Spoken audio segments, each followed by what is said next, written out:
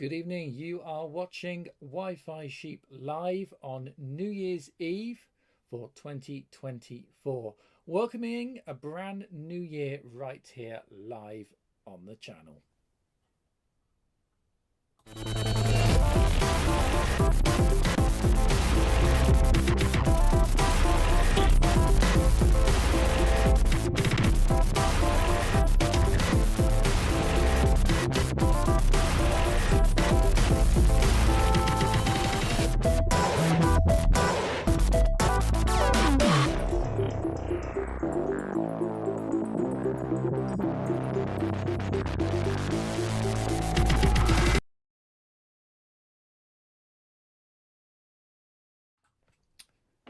Hello, how are you doing? Welcome to Wi-Fi Sheep live and our New Year's Eve live special. Something of a tradition now here on the channel, and we're doing this, oh god, a good few years now, live on New Year's Eve. This has been the first year that we've kind of done Christmas Eve, New Year's Eve, and we've been doing it with our 8 till 8 live streams kind of pretty much from August. So this is kind of less of a special thing than it used to be, because it used to be I only did like one live stream a year, which was this, but now this is part of a family of live streams, and we have a family of viewers that join us every evening. We are live, and I hope you're able to join me here for New Year's Eve in the UK. I appreciate many of you around the world are either ahead of us and it's already 2024, or you're behind us and you've got a good few hours to go yet. So the time here is 21:34 GMT. So I'm going to try and fill the airtime now between now and midnight here on Wi-Fi Sheep Live. So it's great to have your company. Thank you so much for being here. If you want to drop any chats, messages, you can do in the chat box. And you'll need to be a channel subscriber, not a member or anything. Just need to subscribe to the channel in order to drop us a message, and I'm sure many of you will, as you normally do throughout the year. There we are. We already got some people to have 20. I know we are. This is what I was talking about. Andrew D. 2024 already for me in New Zealand. Yes. And I was thinking exactly of you when I said that, because I thought, I bet you is going to be watching, and it will, of course, be 2024. Happy New Year to you both. And Fuzzy Tubby, hello, Tom. Hello to you. I don't recognise the username. Obviously, you're subscribed. Or do I? I don't know. Anyway, if you are first time saying hello, hello. And thank you for joining me this evening. So, yeah, we got a little bit planned today. A few things I want to talk today, this evening. A few things I want to talk to you about. I have already been on live for an hour with our patrons and channel members. And let's go and have a quick look at them and say a public thank you to all of these wonderful people that back me and Wi-Fi Sheep right here, either on Patreon or over on YouTube channel members, or over directly here on YouTube channel members. If you want to join them, you can do. It's patreon.com/Wi-Fi Sheep, or here on YouTube channel members. You know the drill by now. We start at 99 pence and we run all the way up to £2.99, and those prices, which are in British pound sterling, are converted into your local currencies, or if they can't be, it will be in US dollars. And I want to say again a huge thank you to all the members that do back me. It just makes stuff happen. You know me, the person you gave a tour of your workplace. Oh, it's you. Oh, in that case.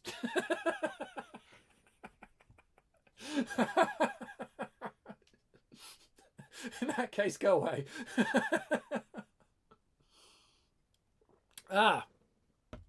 Well, in that case, you don't know how many people.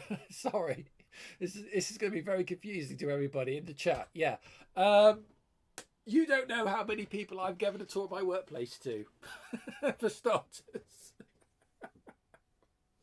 It's Simon, who I actually was mentioning you in our pre-show with the members about the ZX81 that you very kindly donated to me. And I fully intend to get on with that damn project, because I need to get that rebuilt. And I bought all the bits for it.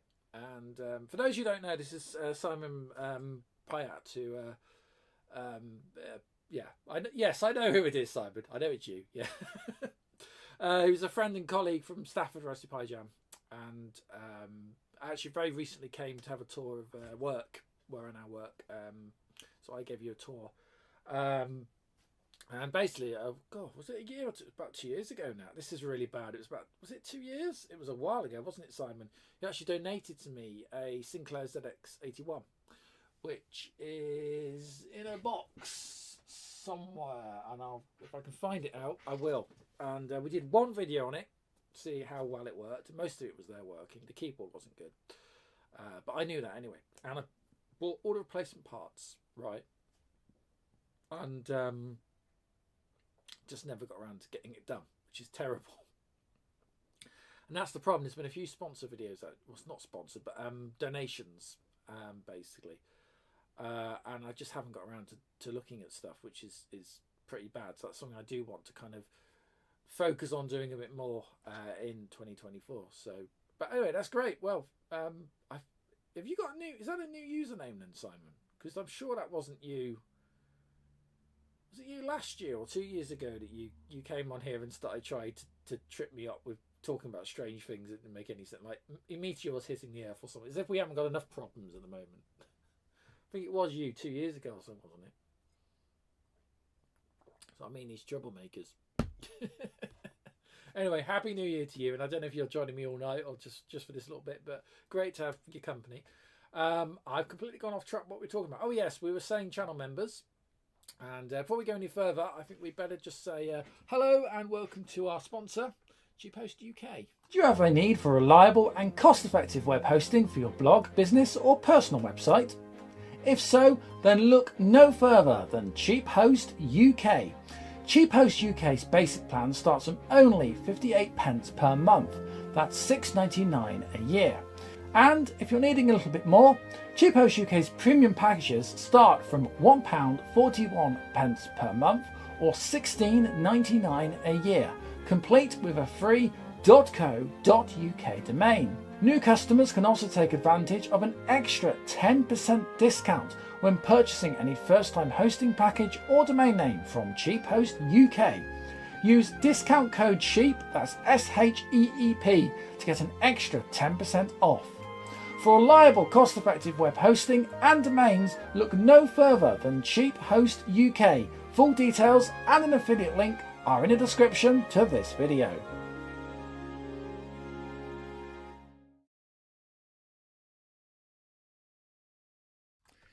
So again, a huge thank you to Cheap Host UK for another year of sponsorship and support here on Wi-Fi Sheep. If you want to take advantage of their services, that's web hosting or domain name hosting, you can get, as it said there, 10% discount by using discount code SHEEP, that's SHEEP. Details and links to that are in the description to this live stream or video.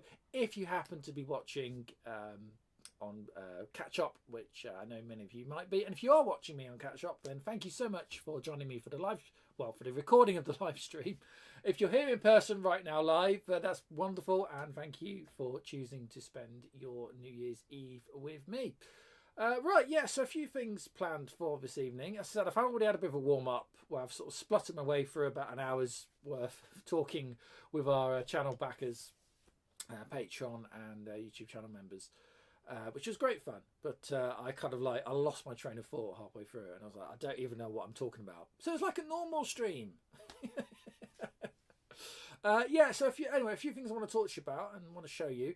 We're also going to have a bit of a video, so I've got a couple of things I want to share with you, including we're going to go for a break about, where are we now? I want to say about 10:30. We'll probably go for a longer break, and I've got the video from, I've got the holding card for it. Yes, I have.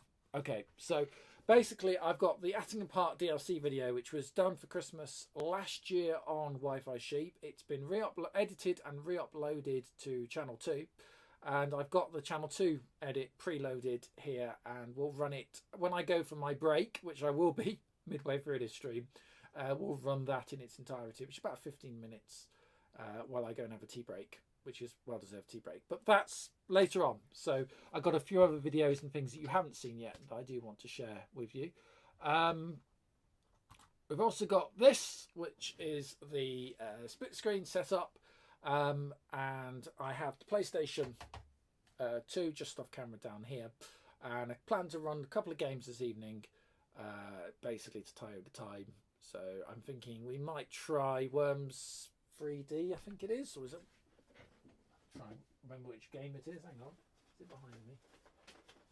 It is, right. Mayhem, Worms 4 Mayhem, that one. On camera. There we go.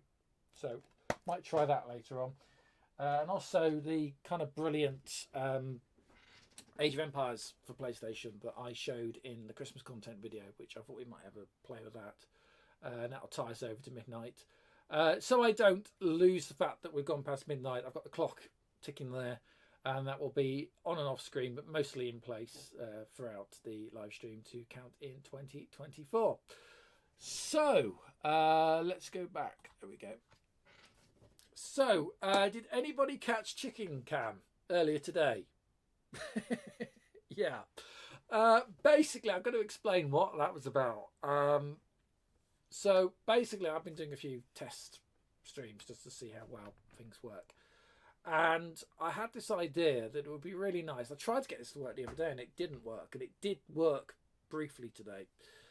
Basically, I wanted to sort of record a live feed from outside the property, facing upwards, to try and get the noise and the atmos of New Year celebration and the fireworks. Except the fireworks have got less and less and less every year. We are talking a couple of domestic garden banger type fireworks, if anything went off, and I don't know if anything did. So I was like, right, but I thought I'll test the footage, the feed. So I set up camera 3, and I thought, what can I point at during the day? And I thought, oh, well, chickens, obviously, the chickens in the bottom of the garden there. So I literally sort of pointed them on. There's no audio feed, unfortunately, but I did point them for a good two and a bit hours, basically chickens doing chicken things, and also kind of counting in kind of the final hours of daylight here, because the sun, it went dusk and dark while we were actually live streaming. So but I did go up. If those of you watching that stream, I actually did go up there, and I sort of made sure I had some fresh water and food again. And actually, they laid an egg. There was an egg laid during the live stream, and I went to the gate and went, "There's an egg!" You know, so that was the highlight of the 2 and a bit hours. But yeah, but unfortunately, by the time it got dark, it was clear this wasn't going to work. So we'll just use the pre-record I have set up for this year. By the way, so I won't go into too much detail because I mentioned this more with our Patreon and channel members on the stream we've just done. We were on at 8 o'clock, 8 until 9 I was with them. But basically, this is the final, should be the final Christmas and New Year with the current graphics set. Basically, this channel is going to upgrade to full 1080p HD in the new year. It was meant to be January the 1st, but I am behind on getting it sorted out. So it will be at some point, probably around February, March time. We'll switch from 720p to a full 1080p, and that does mean that all the graphics needed changing or upscaling. So I thought that's a good opportunity to do a complete overhaul and redesign of how the channel looks and feels and works. And there's going to be a couple of other changes which I've talked in more detail with our Patreon and channel member backers, so they have a better idea of what's kind of planned for the channel. But it's all really, really exciting stuff, and I hope you're all going to enjoy it, whether you're a financial backer or not. It doesn't matter, but I mean, I appreciate obviously those that do back the channel. It allows me to do stuff, which is fantastic. Right, so instead of me blabbering on, so Chicken Cam might make a return if it's super popular, but I don't know. I was thinking actually it's quite good because if that's running as a thing, I can like check on my poultry flock while I'm at work, and you can too. It was a bit of fun. It was just testing the camera feed, which again I decided not to use tonight, but yeah, we'll see how we go.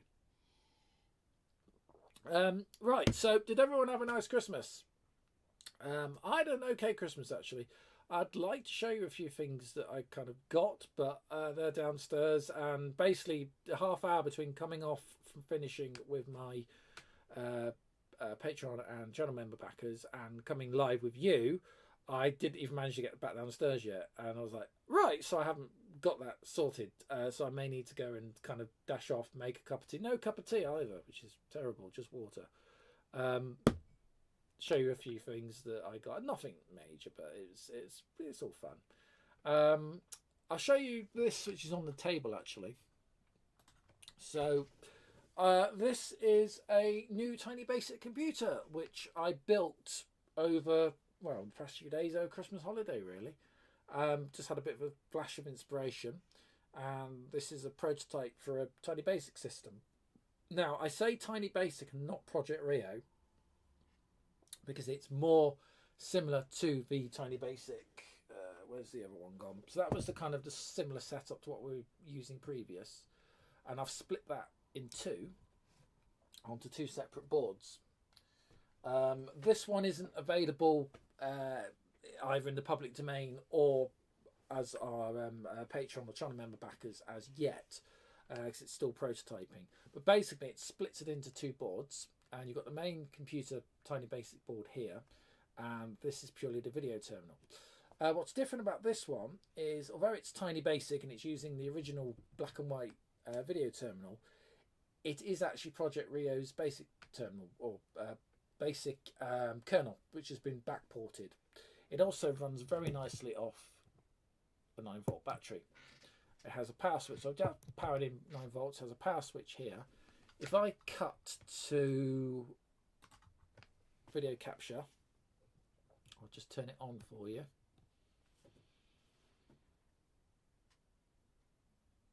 There we go. It's a little bit wobbly on video capture. I'll accept that. It's not that wobbly in reality on the screen. It's just the video card seems a little bit funny.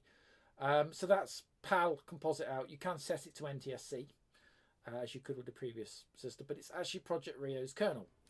Now if I plug in a keyboard, the keyboard goes back, by the way, in this setup, goes back to being PS2 required. So I'm using USB, but it needs PS2 protocol.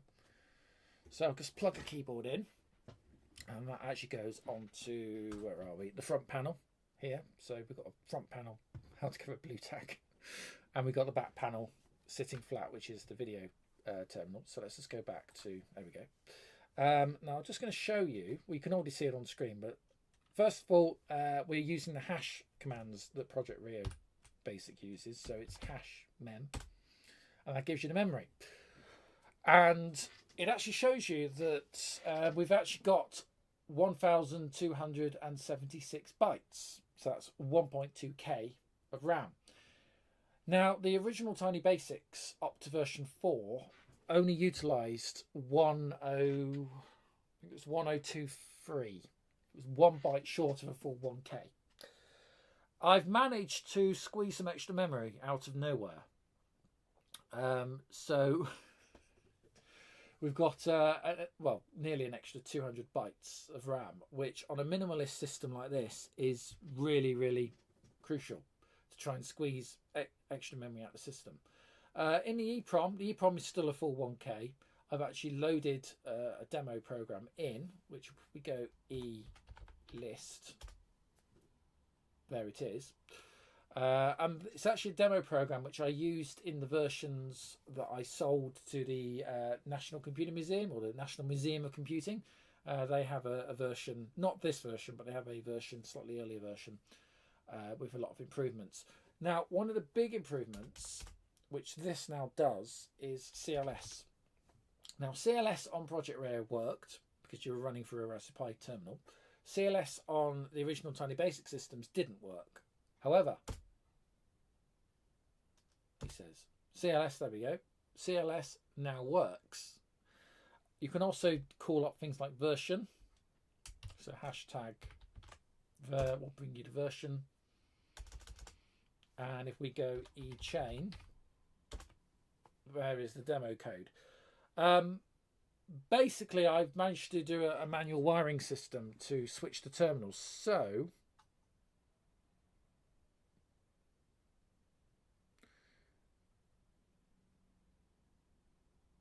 if we just shoot back to, where are we? Overview. there is actually an extra pin from D10. So it's this red cable here. And it goes here. And it has a pull down resistor. So when the video chip, which is this one here, boots up, it's pulled down on, I think it's pin, it's either 10 or 12 over here. And it's actually pulled to ground. When you call CLS, it actually pulls that up. So it's like a pull up. So it goes from low to high, pulls 5 volts. It detects it that's been pulled high, and then it clears the screen and then pulls low again. So again, if I just show you that. So if I now, we'll just escape that if we can. Hang on, just check my keyboard's still in. Yeah, that was working earlier. I'll do a reset. It's still a bit glitchy, I've got to admit. So we've still got work that needs to be done.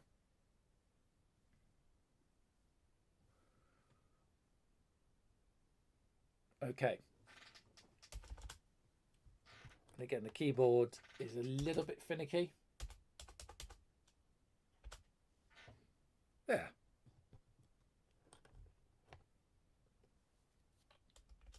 There we go. Yeah, it's not perfect. It needs a bit of work, and it's still a prototype. I said I've only built it a few days ago, just on a bit of a brainwave. Yeah, so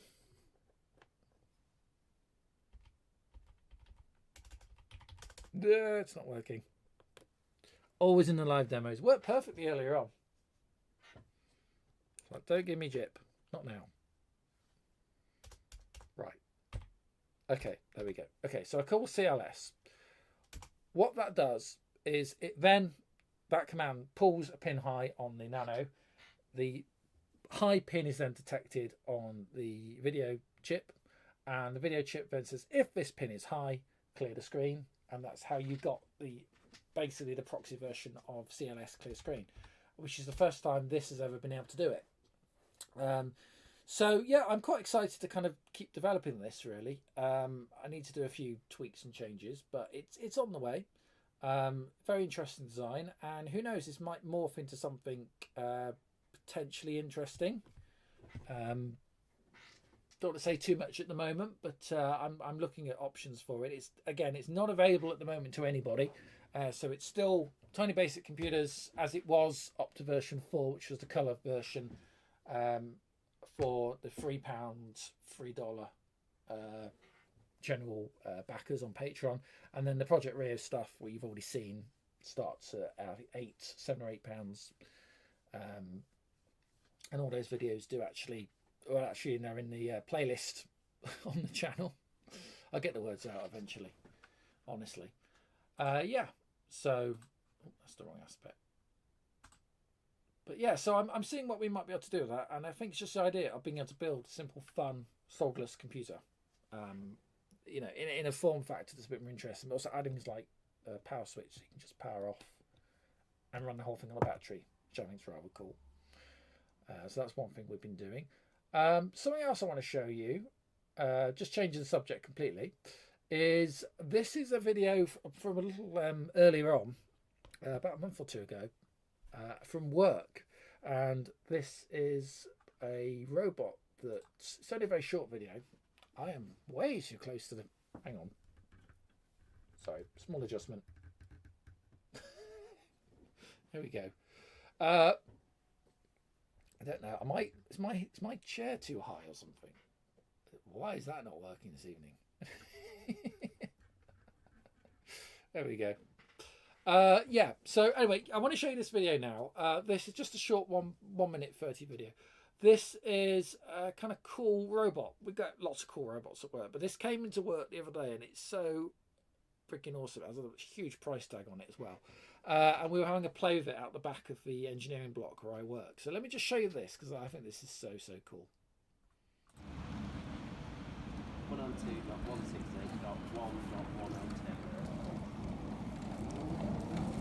Oh, yeah, you have to connect to the actual robot. I think this thing's battery is not really up. So you connect to its Wi-Fi.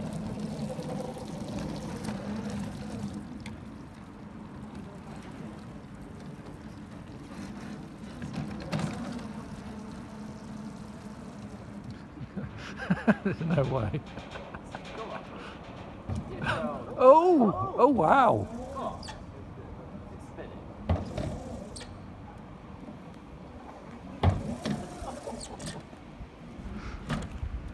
We haven't filled in insurance yet.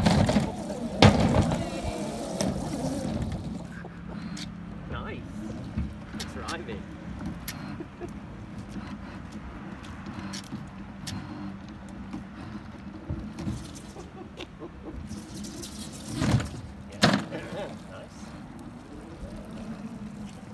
It's quite a bit more robust than it appears, isn't it? Yeah. Nicely done. So it has all four wheels of drive in there then? Yeah.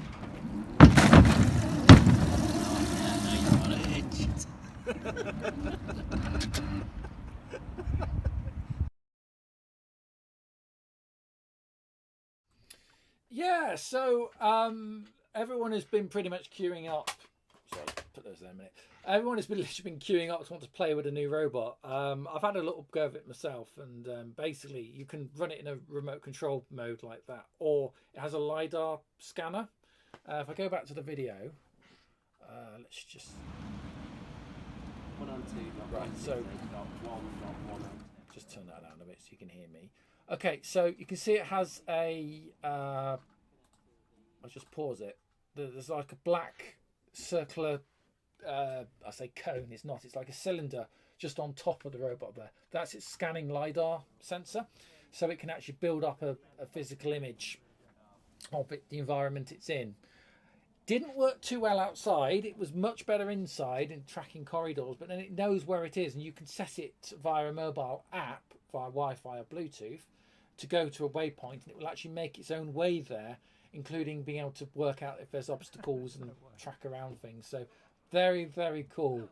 And as you can see, it not too bad getting up on the ramps. These ramps, by the way, at the back of where I work, Harper Adams Uni, this is the engineering department.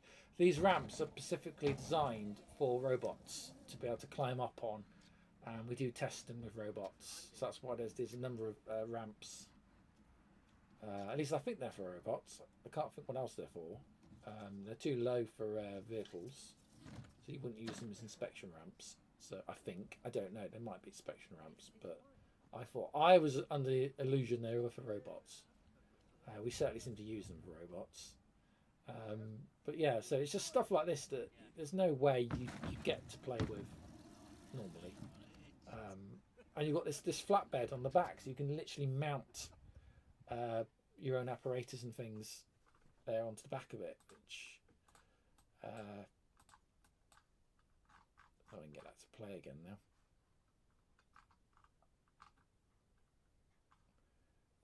Come on. One moment, let's just go back into it. There we go. Right, yeah. So if I just zoom through, yeah, you can see this platform on the back that we've been using. You can like mount trolleys and cranes and all sorts of things onto the back of it. So yeah, and that field behind it, by the way, is one of the test fields that they use for testing crops and machinery for harvesting and sowing, or drilling as they call it, crops and seed in the ground. So yeah, just one of those really, really cool things we've been playing with at work, actually.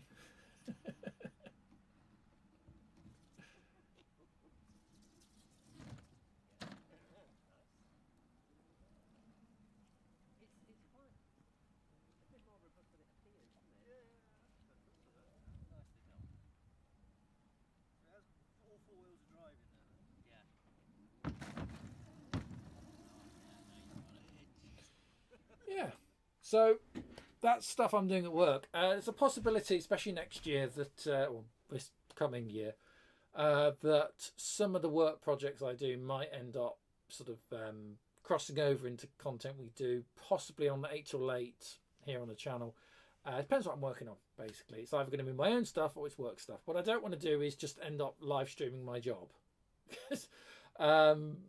I mean, don't get me wrong, I love my job. I think my job's fantastic and it's a great opportunity. But at the same time, we do very unique specific things here on the channel, or have been doing and intend to be doing going forward. So yeah, so that's that. I don't know, I've just over Christmas I've just been getting into this real sort of bug just of doing single board computer projects again. Don't know why. I just I've been watching forget the name of the channel actually. I've found this YouTube channel which I hadn't known of before, and he's if I can find it I'll let you know what it is, because it's brilliant channel. Just bear with me a moment. I'm just having a look on my YouTube, because I'll tell you in the history what it is. Just bear with me.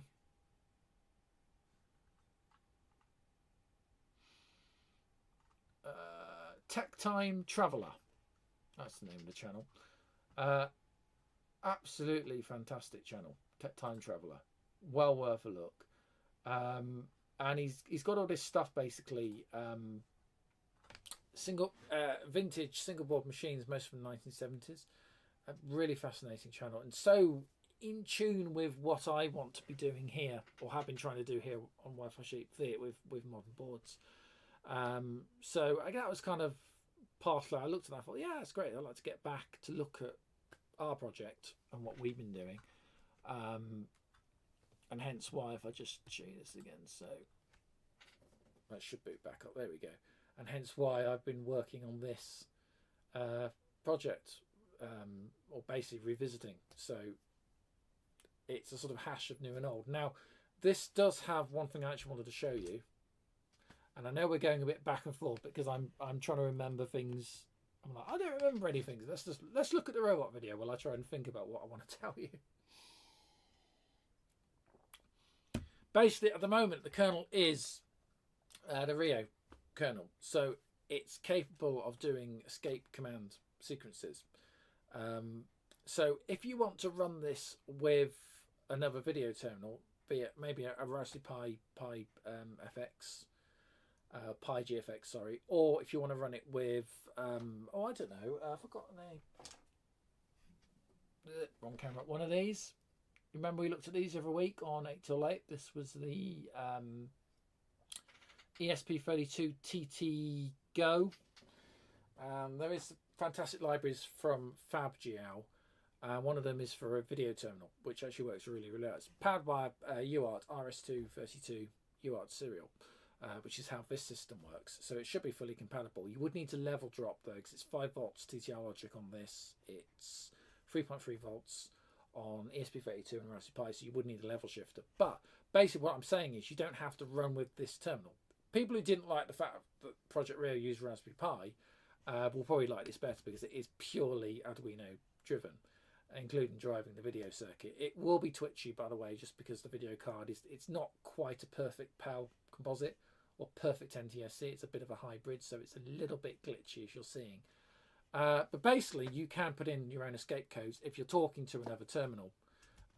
So if I go hashtag, all the hashtags, by the way, these are the same as like star commands on Acorn, but I've used hash. So this is a system call, ESK, and then you can actually put your escape code in.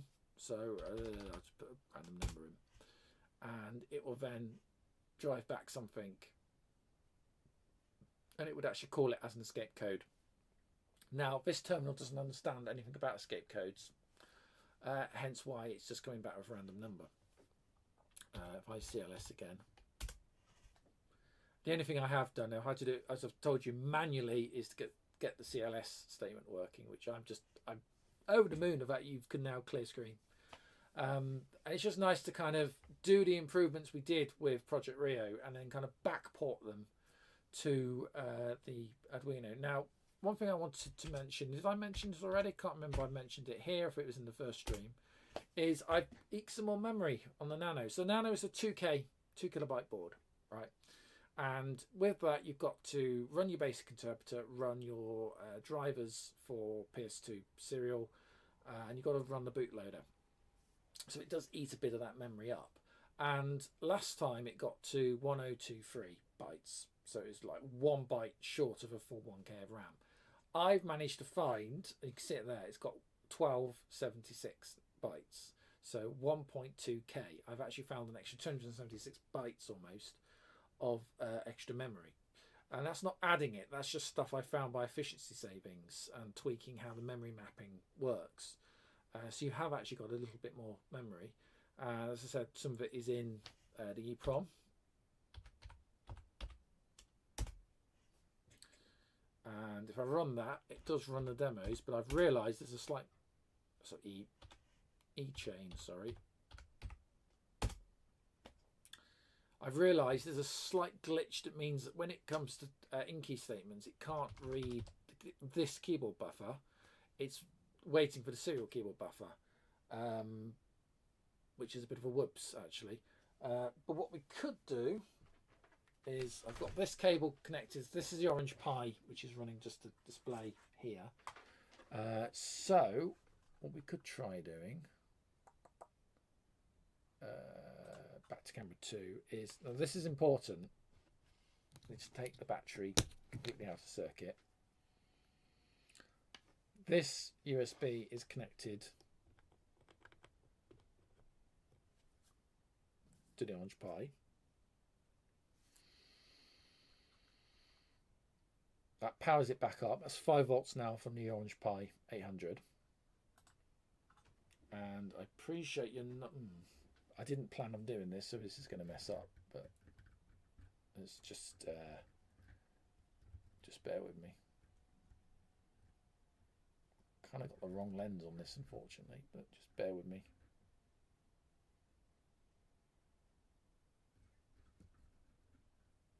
Okay. So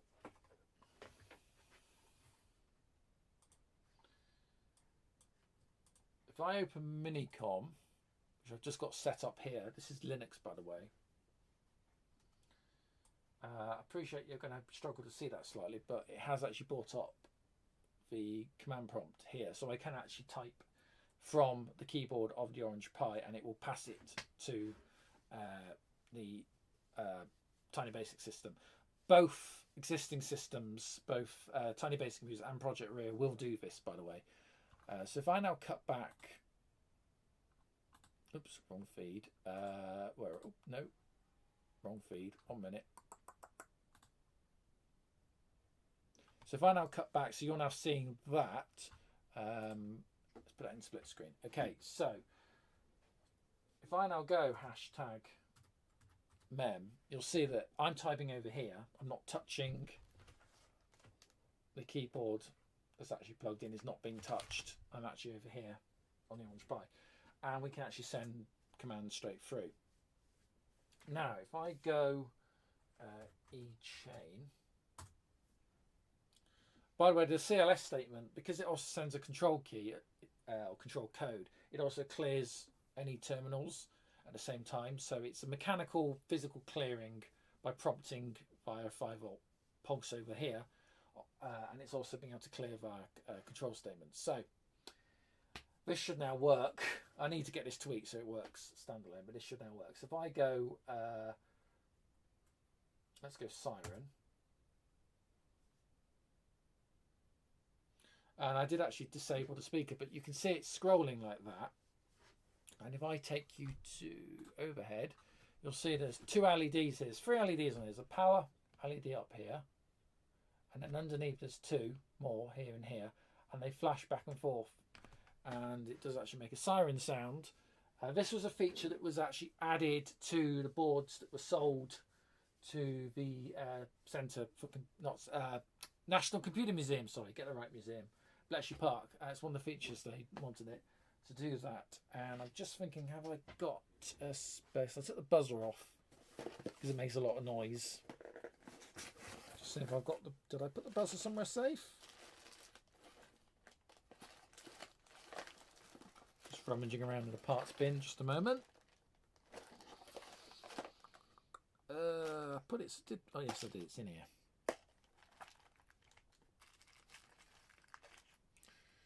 So that's the buzzer.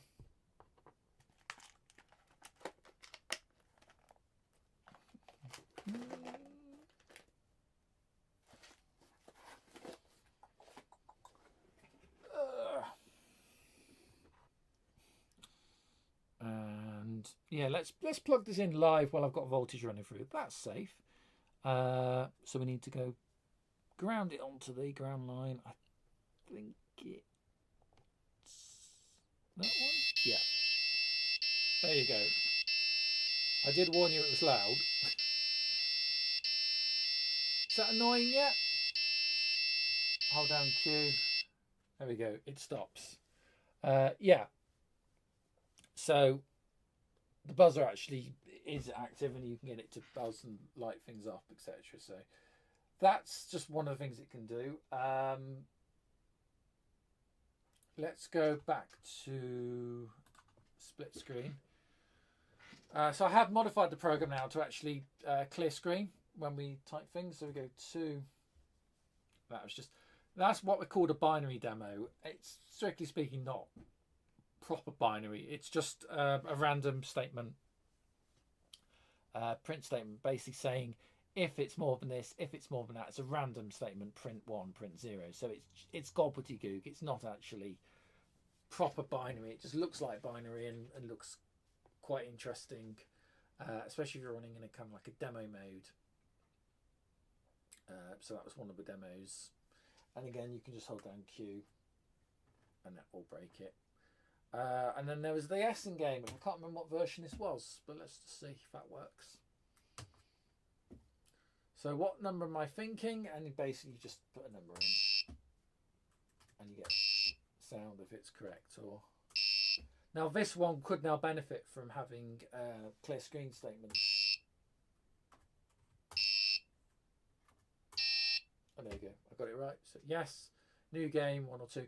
You've probably seen the slightly revised version of this that I did have for Project Rio for the colour system, where it did actually wipe the screens and clear the screens and change the colours and all sorts.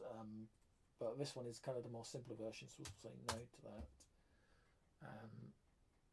Oh, no, I said N. Oh. No, go away.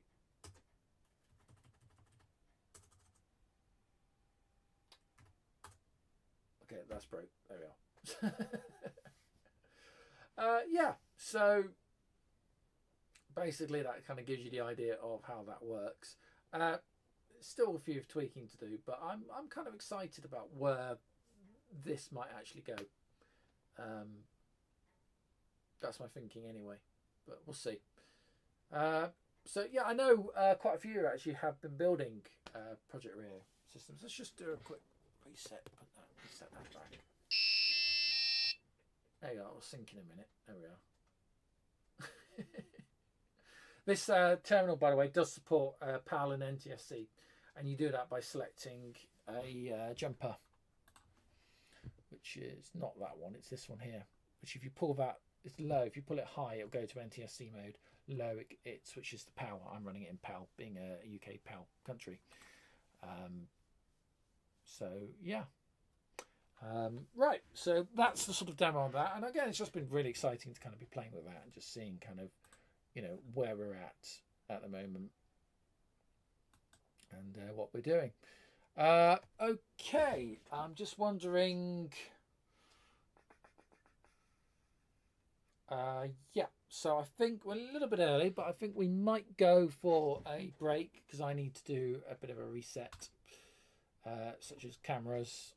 Which, yeah, I might need to try and let's do a reset now where you're all watching. So apologies for the manual cameras. So you need to. That's probably a bit too far.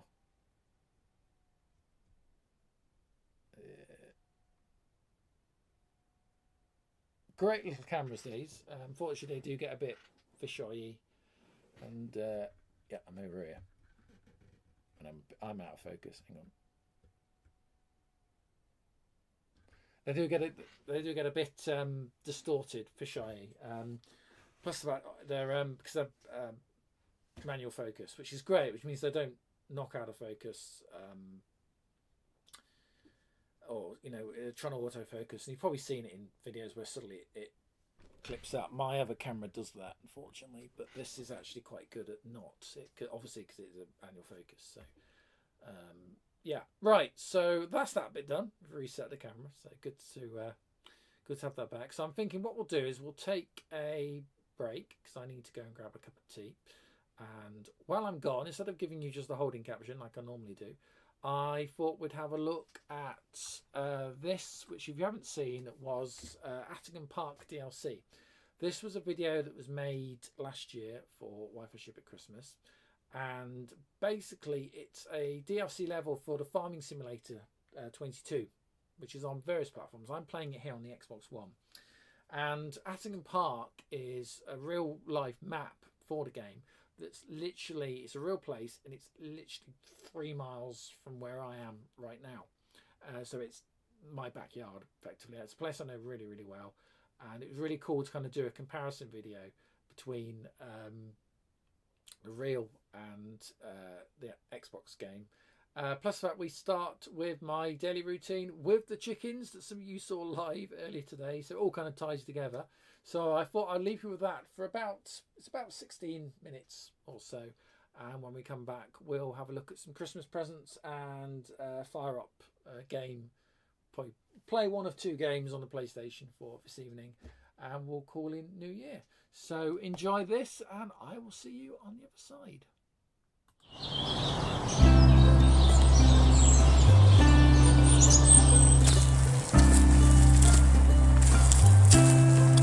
Oh, here's a cold morning.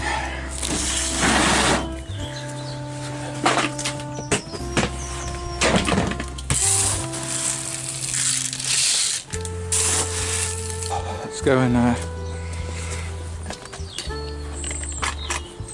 find some birdies to say hello to.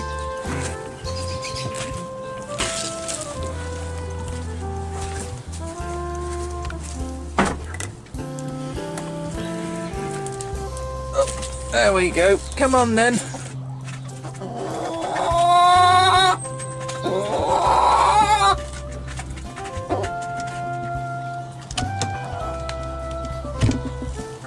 Yes, what do you want?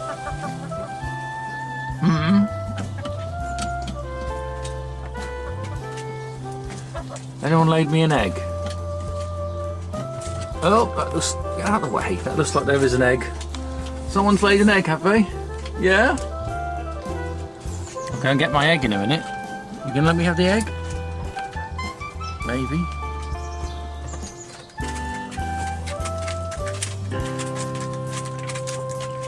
Hello, good morning and welcome back to Wi-Fi Sheep at Christmas with me, Tom. Now, we're starting today with something a little bit different. I wanted to show you my daily routine.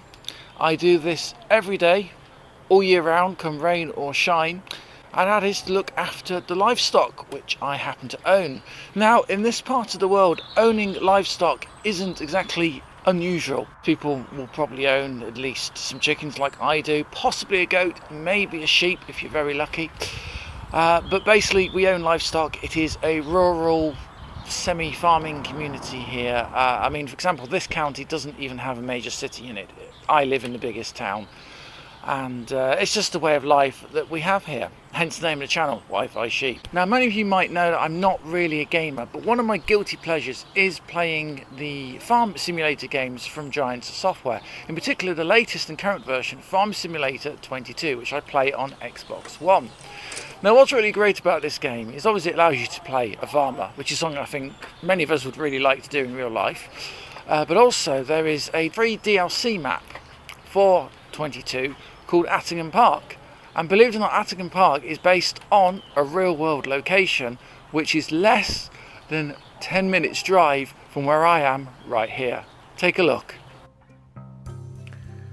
Anyway, on with our journey and a little road trip. So this is me driving, leaving my local area. These are the local shops.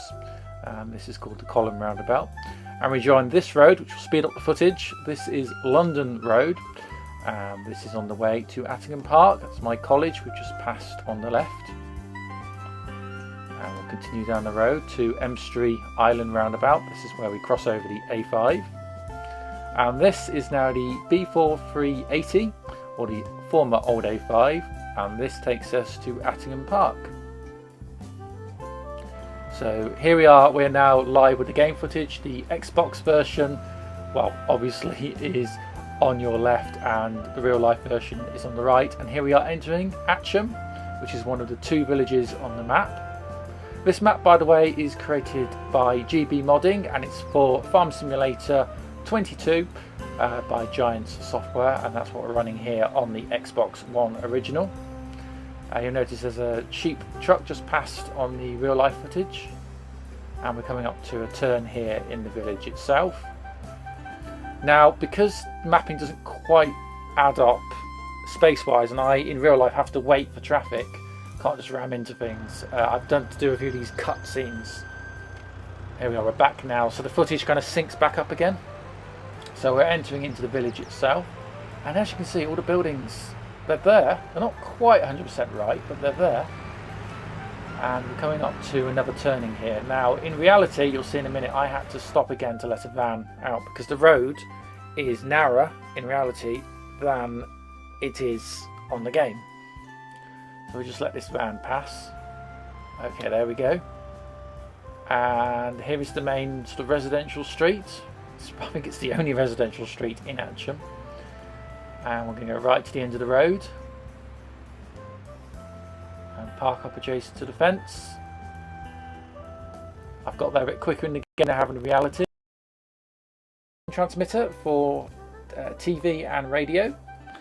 Anyway, back to Attingham Park and Atcham. We're looking back down the street, and here is the same street we've just driven up in reality.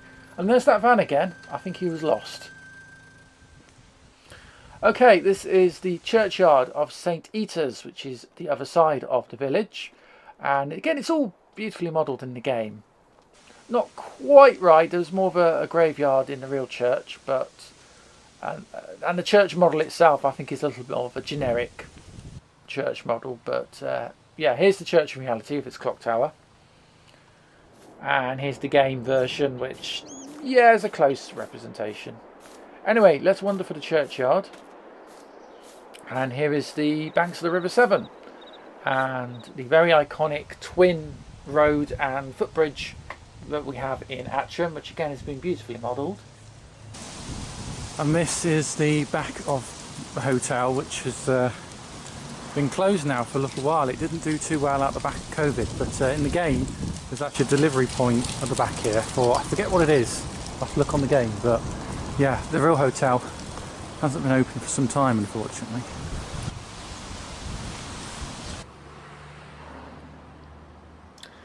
Back on the main road, there is the gates for the Attingham Park stately home estate, and here it is in the game.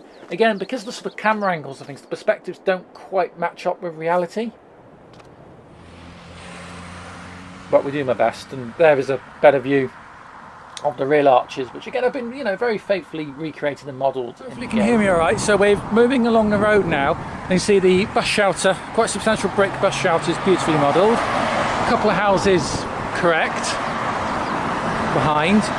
The only bit where we start seeing a little bit of artistic license in order to make the game engine playable and work is that the tractor dealership, and as you can see, it's actually a car dealership just past the bus stop. So the buildings are here, but it's not quite as substantial as what they modelled in the game. As you can see, it's a little more mundane, but it's there, and it is a kind of vehicle of business, I should say, right there.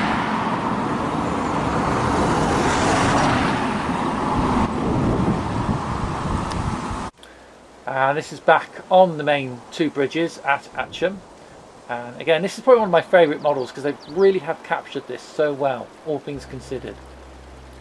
And just quickly before we leave, I just want to show you this iconic red post office phone box, which is there in reality. Here is the standing in the game. Not as nice, a bit more of a generic European American phone kiosk. Anyway, we're driving again, and we're back up that road for the residential street, and we're leaving. We're going to leave Atcham in real time this time, and we're going to drive all the way to Crosshouses. I nearly forgot the name there. Crosshouses, which is the second of the 2 villages modelled in the game. We're going to try and do this where possible in real time. Again, there'll be a couple of cuts because my real life driving was either slower than the game, so we've had to cut the game footage a little bit. Here we are. So I'm just catching up because I had to stop at the crossing. Joining the main road again. There we go. Past the entrance for Atticon Park itself. We're going over one of the two bridges, the road bridge. So we'll be heading back towards Shrewsbury now. Except we're going to take the first left. This is the road which is in the Farm Simulator map, and this connects Atcham to Crosshouses. So we'll let this run in real time.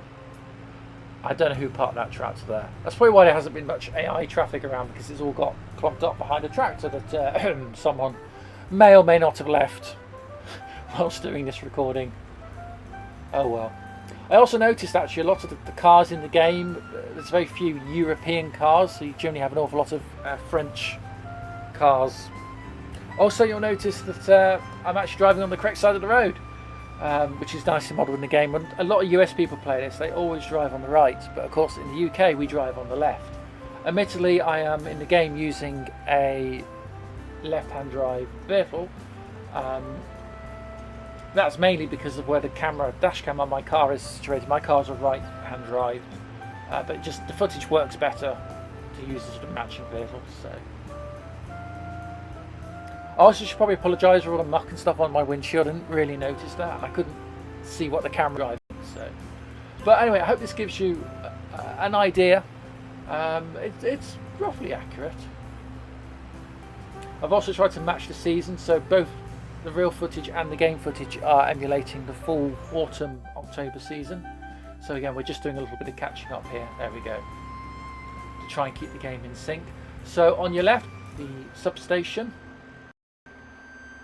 Electrical substation for the village of Crosshouses. This lane is a lot narrower in reality than it is in the game. Passing quite a distinctive brick wall. And we're out to roundabout at Crosshouses.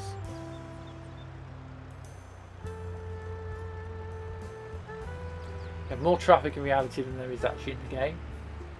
So we're now driving down the main road in Crosshouses, and we're going to take the first left here. Again, let me catch up in reality. There we go. Now this area has been quite faithfully modelled, as you can see, but there are a number of changes, and in a minute we're going to get to our first sort of work of fiction for this area. So this warehouse in the game isn't there. This road is, but you'll see in reality that the road actually just goes to a dead end of car park, where in the game it carries on.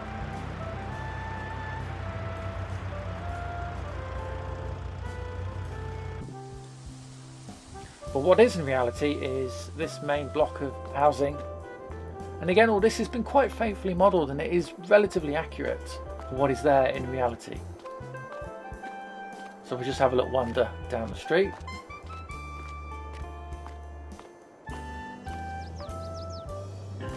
Show you this quickly. So the old building with the very distinctive chimney is actually here in reality, and it's down this road.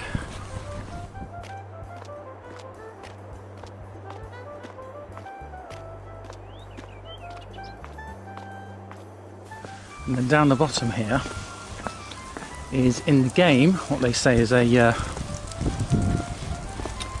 can I put this field, playable field, but in reality is actually council allotments.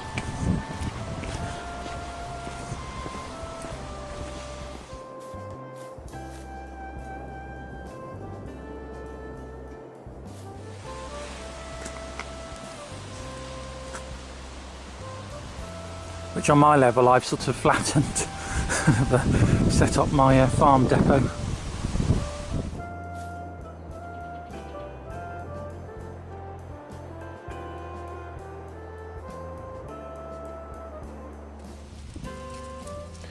And a look just down the main street here in Crosshouses.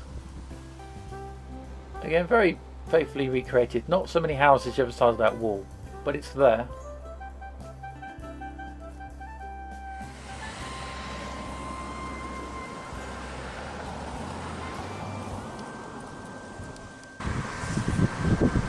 Now, in reality, the fuel station and village shop here has been bigged up enormously.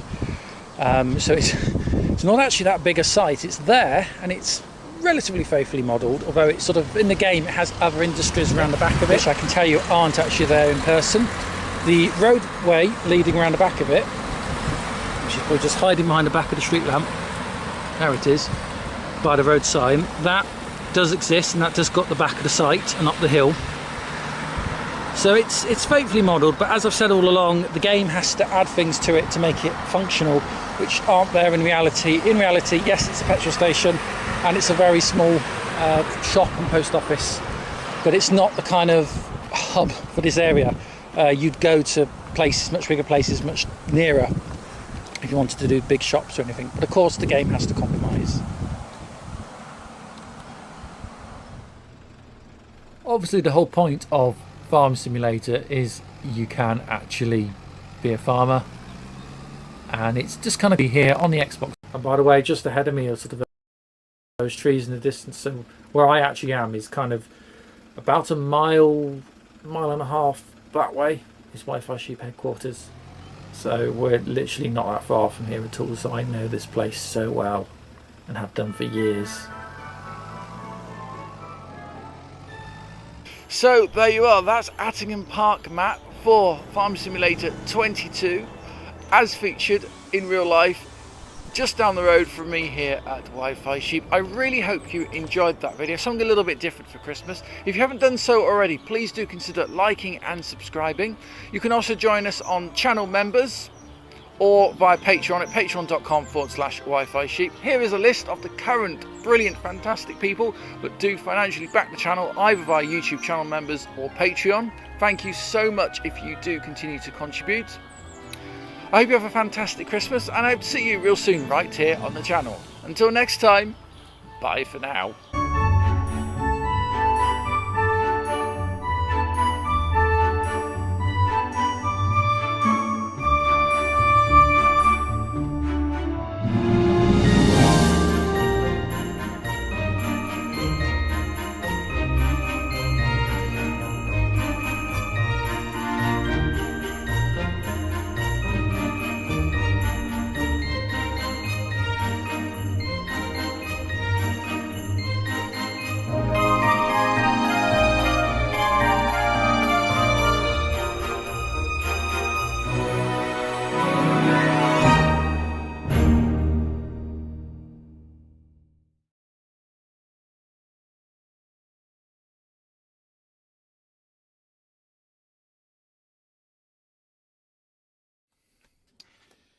So there you go, welcome back. You are with, I was about to say 8 till 8, but it isn't. It's Wi-Fi Sheep New Year's Eve special with me, Tom. Thank you so much for joining us. We were just taking a break there, having a look at the Attingham Park DLC farming simulator game video that I did last year. Basically, the map Attingham Park for that game is literally 3 miles up the road from where I am right now. So that was the video I did last year, which didn't do as well as I was hoping it would do. If you want to see it again, it's over on Wi-Fi Sheep Channel 2, which you can be found by going to 2.wifisheep.co.uk. That's 2.wifisheep.co.uk.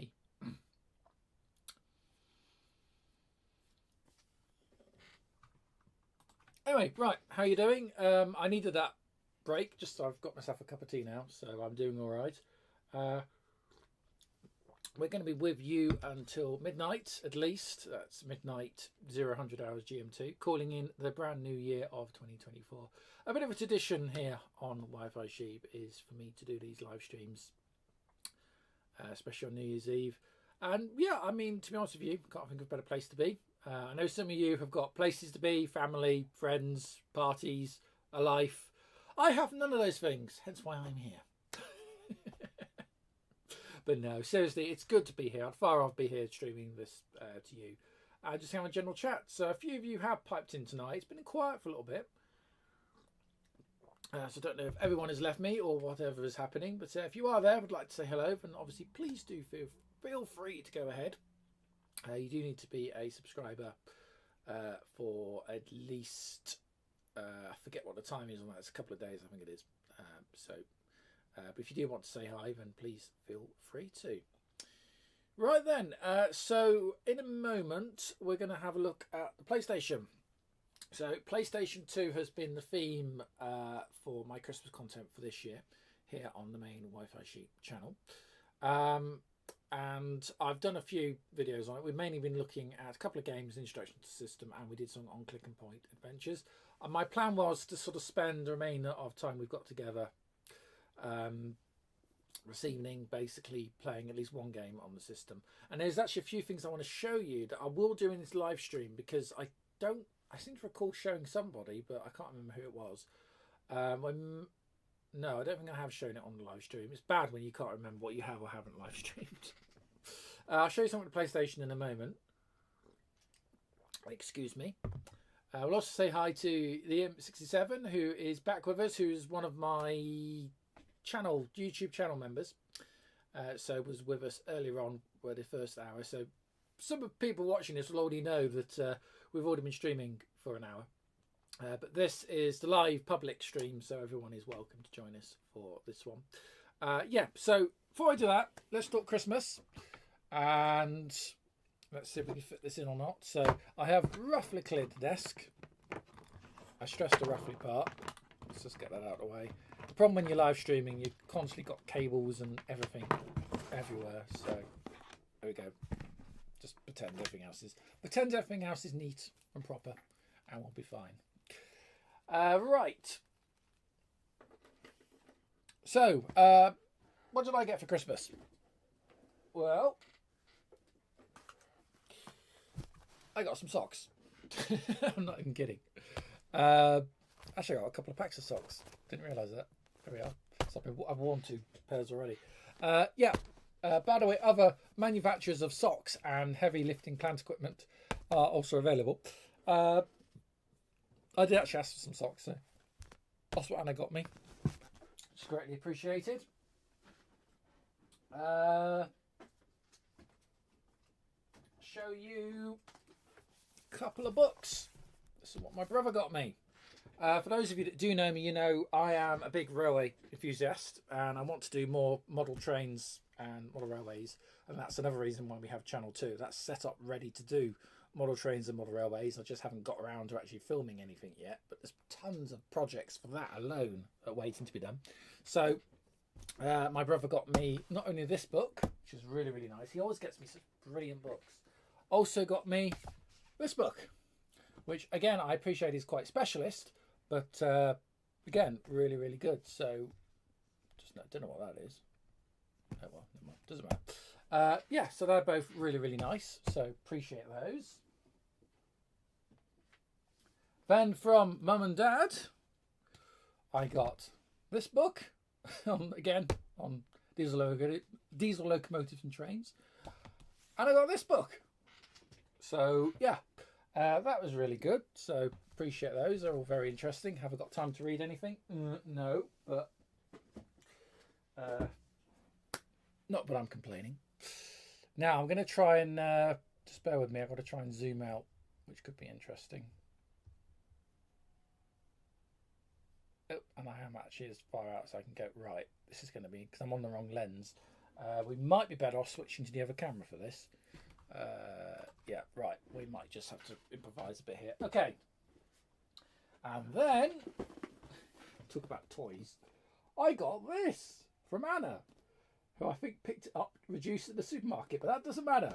It's really, really cool. So this is a kit for a remote control Ferrari F1 car. And it's a bit like a, sort of like an Airfix type kit. So it's a plastic kit you put together, but then it has a remote control mechanism. And okay, yeah, I appreciate it. I'm a bit of a big kid, but that is brilliant. I haven't opened it yet, but that is really, really cool. So that's pretty much what I got for Christmas. And yeah, that's great, because my life is full of enough clutter. And I'm sure many of you can relate. As soon as you get into adulthood, you generally tend to buy the things that you need or want when you need them. So it always becomes a bit of a pain when people start asking you, oh, what do you want for Christmas? And you go, I have no idea. So, oh, did I show you, those of you that were with us for the last, I was at 8 till 8, it wasn't, it was the Christmas Eve stream. Did I ever show you these? Which, let me put that on the other camera so you can see that. Right. So these were, I've got two actually, so one I'm actively using at the moment. These were given to me at just before Christmas when I went to the Salop Amateur Radio Society, the club I'm a member of. And they were handing these out, or they were in an envelope, and I sort of opened it up and I thought, what's that? And it's a 3D printed, I don't quite know what the label's about, but it's a 3D printed coffee mat. For some reason I've got two. And they're really, really cool. They're nice. They've kind of got like a varnished top to them or something, but you can tell they're 3D printed. And the letters, or the symbols rather, M6IDT is my call sign. If you're a ham radio and you're licensed, you'll have a licensed station sign. And I'm actually licensed in the UK to operate and broadcast on certain frequencies with radio equipment. So that is actually my call sign, M6IDT. And I think they're really, really nice. So that one has been popped up there. And I've shown this before, but I'll show you it again. Just before Christmas, Anna got me this little porcelain sheep, which I think is meant as a Christmas decoration. You meant to hang it from the tree or something, but that's really, really nice. So we've got ourselves a little mascot. So that's just been sitting, hiding behind there at the moment, but it is there, and I'll find a better space for it. Right, so that was pretty much what I got for Christmas, and the rest of the time I've just sort of been messing around. I bought a few trainee bits, but I don't think they're not of huge interest. Wrong video, wrong target market for them, or wrong target audience rather. Right, so shall we take a look at PlayStation? So the PS2, it's a PS2 Slimline. It's just down here off camera, and let's just cut to let's go. So it should now be plugged in. So I'm going to turn it on. Hope for the best. And it's got a custom memory card installed. So for something called Free Mac Boot.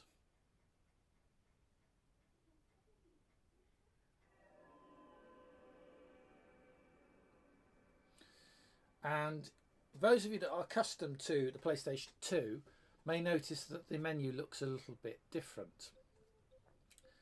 And that's because Free Mac Boot, which is loaded onto this memory card, bear in mind the PlayStation 1 and 2 use custom memory card, proprietary memory cards rather.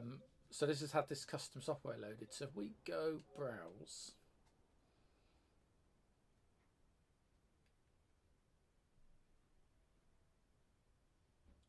that's not what I wanted to do.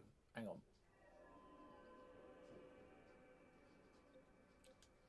It's that one, isn't it? Third option down. Yes. So this actually gives you a file browser on the PlayStation 2.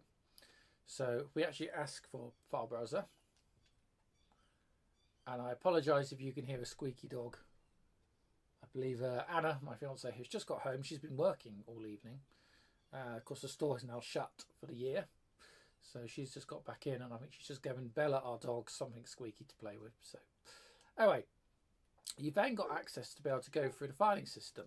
So we've got memory card, hard drive if we actually had one. We don't on a Slim. CDFS, that's a CD filing system, so you could actually read and write. Well, I didn't tell a lie, read only files off the disk drive. Mass storage, host, and miscellaneous.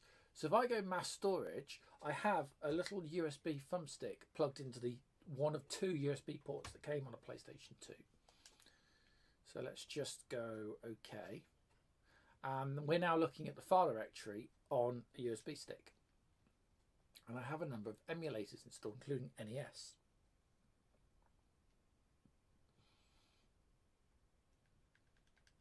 And I have a couple of games loaded, which we could have a quick look at. So we actually need to run the emulator. We do that with these .elf files.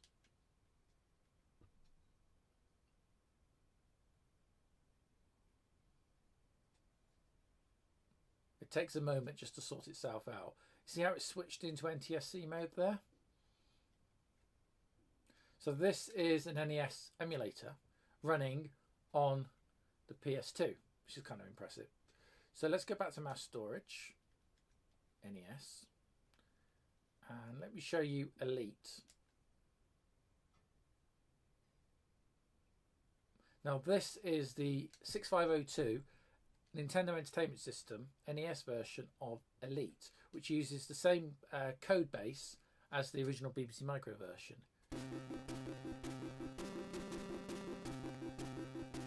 And you can probably hear it as a theme tune. It's a little more, how can I put this, in tune than I seem to remember the original Acorn build. It's from 91. So we'll start. I'll just show you a little bit of this.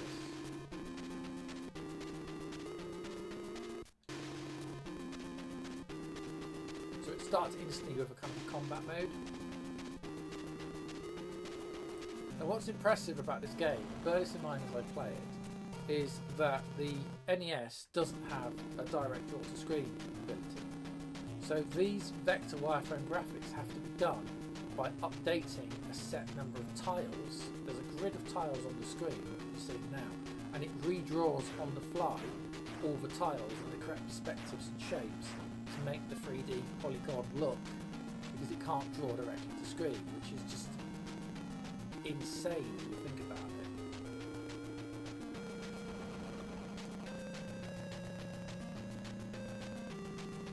Got one.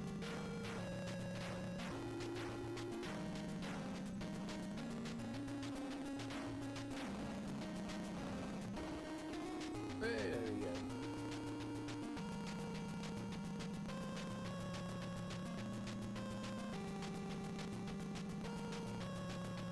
Minute 55, and then it actually lets you go sort of into the game.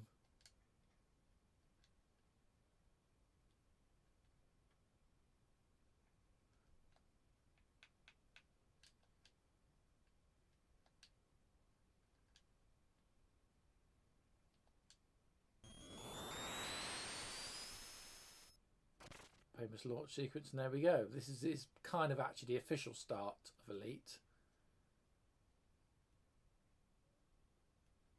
But crashing into the actual space station. Now one thing you can do is if you just get yourself a little bit away and you want to start some action, just start attacking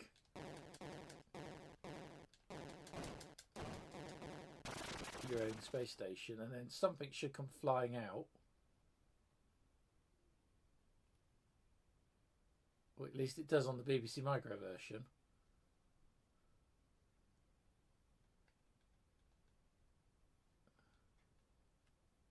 Oh, I think we've got some company.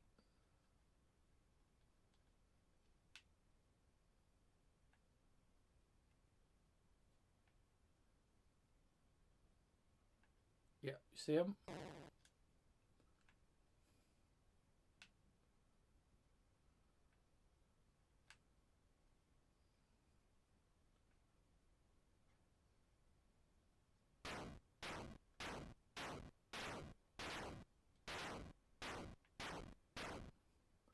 Bear in mind, I can't hear any. I know you can hear the audio. I can't. Oh, yeah, we've got some company. The slowdown when it tries to figure this one out is...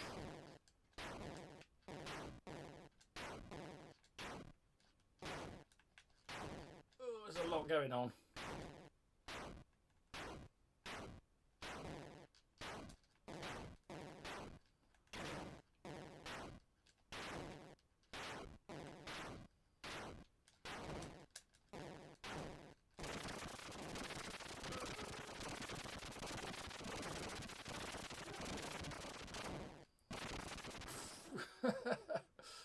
Yeah, there you go. So that's basically how not to play Elite. Hopefully you heard that all right. Wasn't too loud.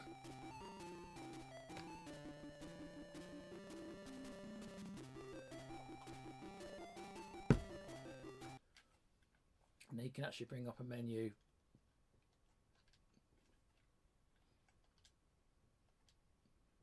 Exit game, etc. And a couple of others. Kirby's Adventure.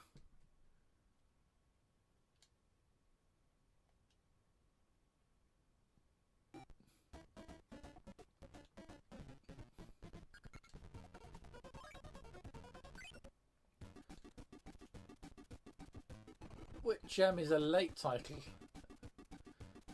Good job, Commander. Yeah. Thank you so much for that. Yeah, this one is quite a late title in the NES.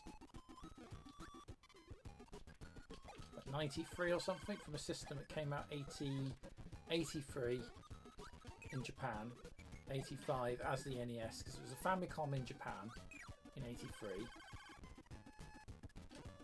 And it was the NES for North America and Europe in 85, so this is not bad, considering.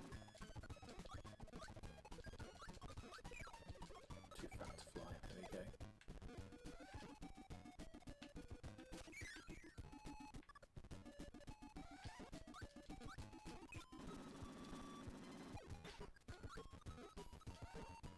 And I have to be honest with you, if you can get past the whole kind of pink cutesy look, it's quite a fun little game, this. It has a different aesthetic to sort of traditional Mario.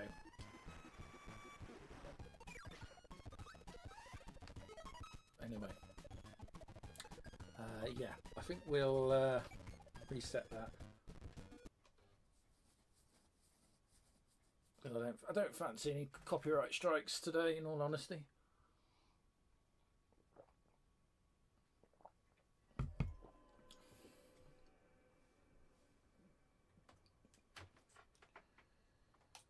Right, what I need to do now is you can kind of leave that in as is for the minute.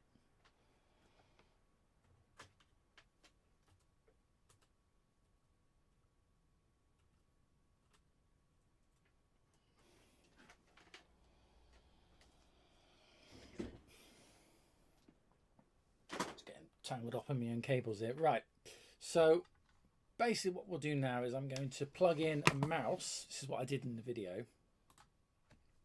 So we'll plug in this PC mouse into the available port on PlayStation 2. And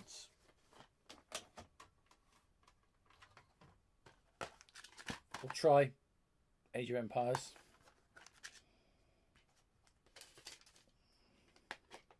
Again, I picked this one up at a charity store for like £1.50 or something ridiculous. And that's why I like PlayStation 2 so much, just because you can get hold of such good software.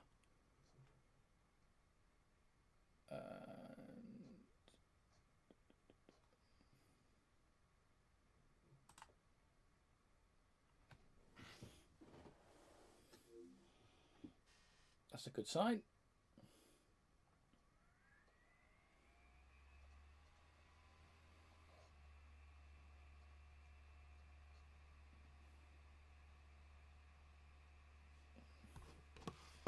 And that mouse is working great. So this is kind of a typical example of a PC ported.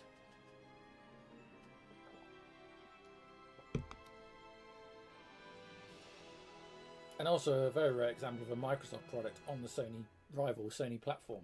Bearing in mind when this game came out, which should be about 99 year 2000, we hadn't got the Xbox yet.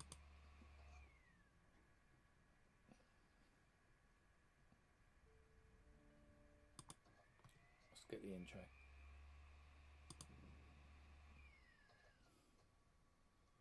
I had this on Mac originally. And then I do have it on PC. It plays very well on Windows XP, and I have played in the past the original Windows version, and live streamed it as well. But back in the original 8 till late, when I was on Oh, hang on. I need to. Can I turn? I think I can swap. Can I swap the memory cards out? Possibly.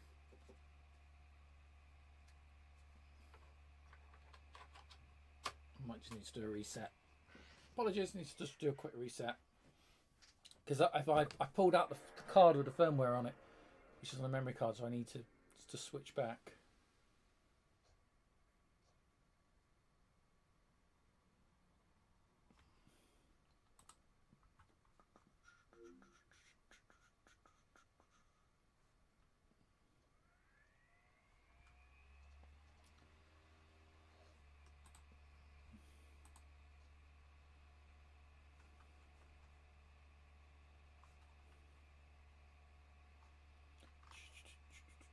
All right, we're back. So I got totally distracted looking at the wrong screen then, as you do. So we just click back through. Let's just get through.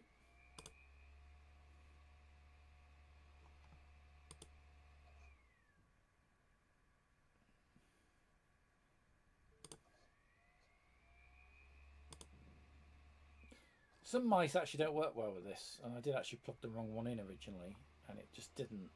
It worked, but it didn't respond.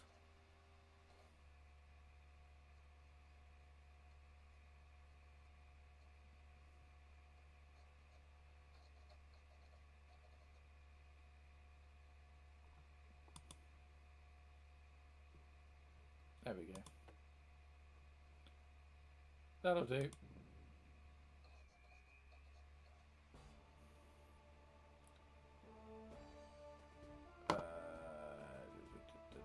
Single player. Set a scenario up.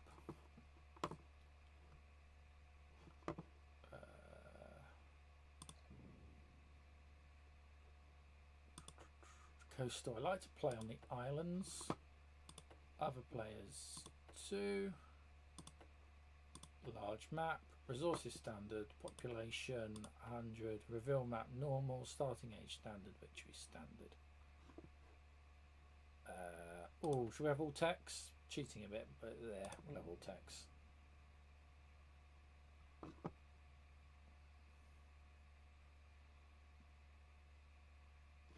And what are we going to be? What do you fancy being? Britons? Okay.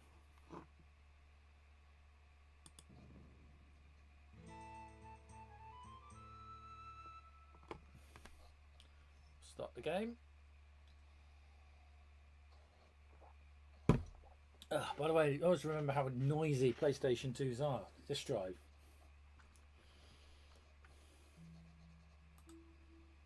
So there we go. Now then. It's a very playable port, this actually. It's going to look a little soft because of the composite, but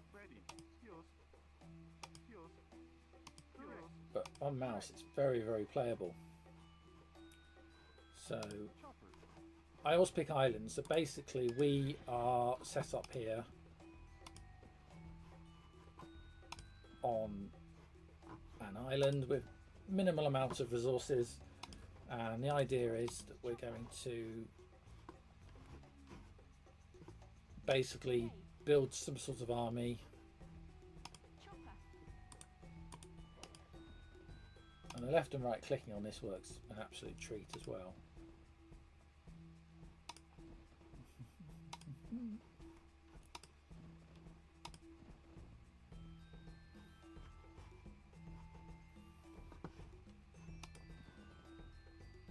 We're just trying to reveal and scout around.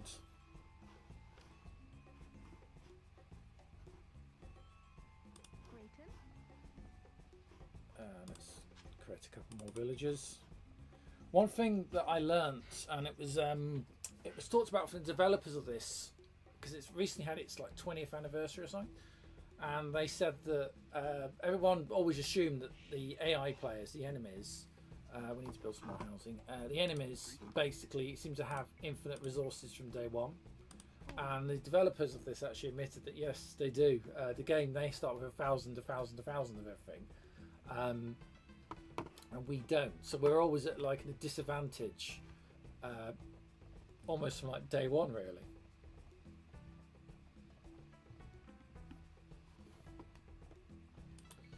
So first thing we need to do is, first of all, you need to find some. There we go. That'll work. Let's build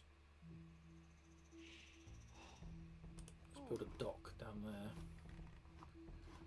Because we're on islands, instead of building up a big army of units, the best thing we can probably do is focus on shipping.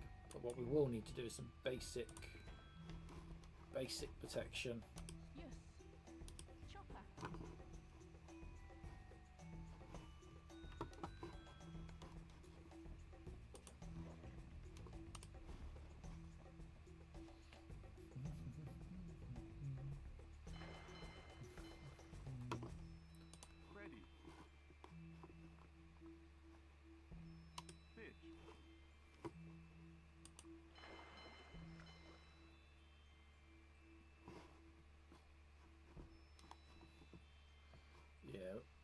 So we need to get upgrading now quite quickly.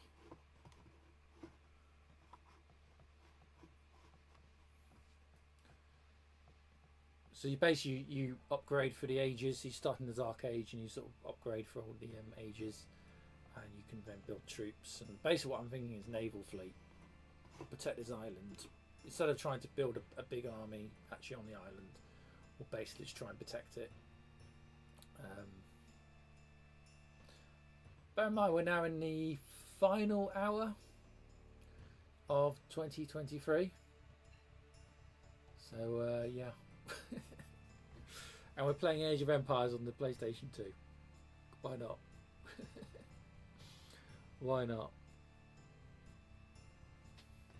If anyone else wants to chime in on the chat, do feel free, by the way.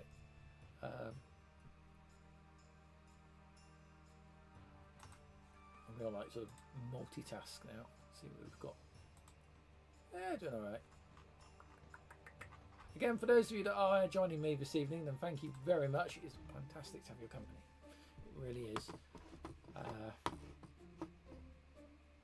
I know a lot of you are sort of waiting for me just to be doing a tech build project, which I guess we probably should have done, really. As A, I'm not a gamer, but B, at least if we play this,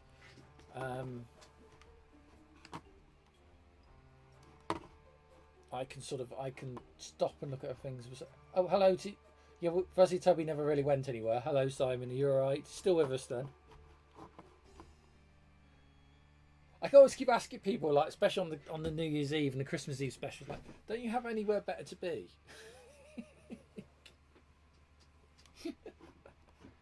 No.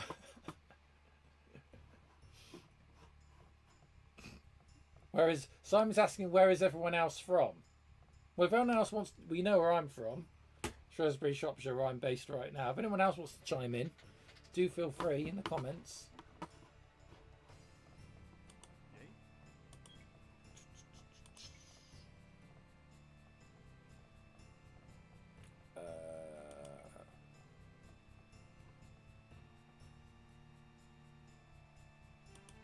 Probably build a barracks now. So barracks will be needed for raising a small army just to protect the island. But I really am thinking this is probably going to be a naval campaign.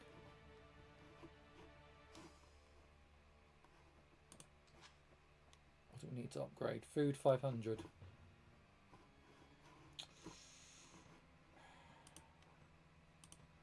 Take you off the goal, put you on the foraging.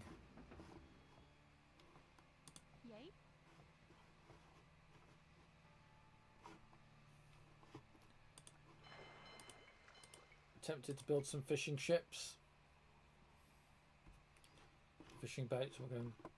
We can use them to experiment around the water. Explore. I mean, around the water.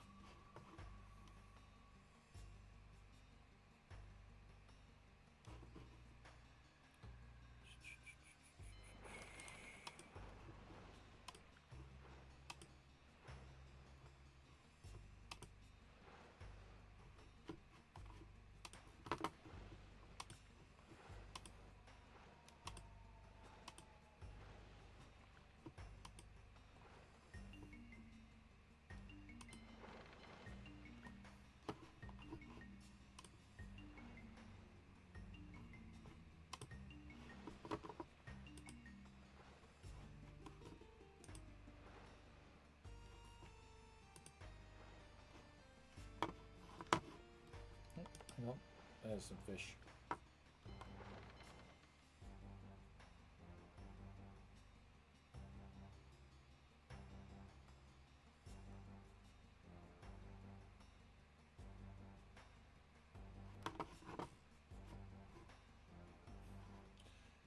Michael Norton saying Happy New Year all from Hot Bottom, PA, Pennsylvania. Is that actually a place? Sorry, I know it's going to sound really ignorant of me.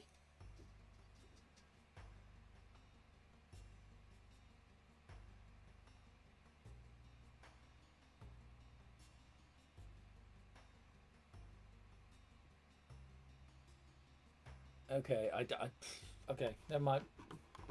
Play the game and be quiet, Tom. Okay, sorry. You joined us earlier, didn't you, Michael, with the chickens? Yeah, chicken cam. Because that's now a thing.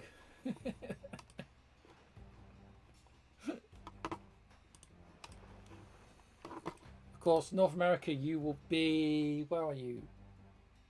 6 hours behind? I should know this. I have we looked at the video the other week with my friend from New Jersey. 5 degrees.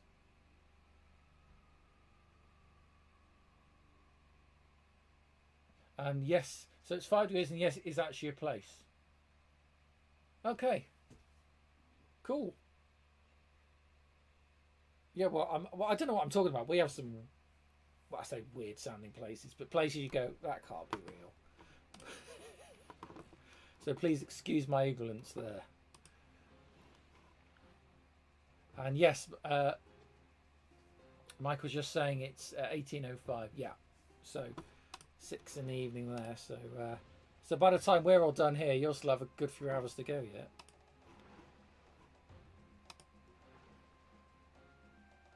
Town of about 300 people. Ah, fair enough. Is it one of those? And again, please excuse my now stereotyping. Is it one of those like typical North American towns that has this like the population, you know, like sign on the front, like welcome to so and so population this, like you always see in the movies and the cartoons that I don't know, I might just be talking out my arse, and if I am I apologise, but I don't know, I just think you're gonna have something like that.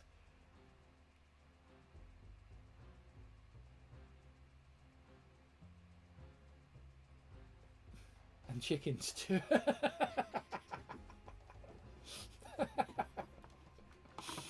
Okay, well played. Oh, that's brilliant. That's brilliant.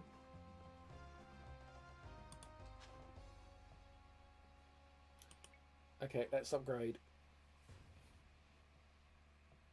Yeah, I'll just stop asking stupid questions because I appreciate that's just going to sound really stupid. Oh God, there was actually a sign like that. Brilliant. Excellent. There was. I take it it's not there anymore. So I am right. That is actually a thing then. You know, you see it in especially American movies and television that, well, we've all seen, because basically all that kind of content, you know, it gets rebroadcast here and has done for decades. So you always have this very media-centric driven idea of what North America is, what it's like, or the things that happen or are done in America that aren't done here.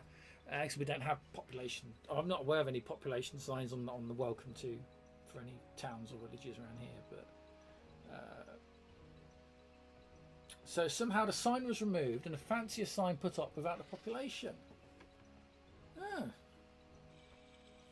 But it was actually a thing then. It was a thing at one point. Okay. I just felt like I was asking a really stupid question there, but I just don't know why that came from. I'm just curious. Right, we've upgraded, by the way, people. So we're going to need to build another house.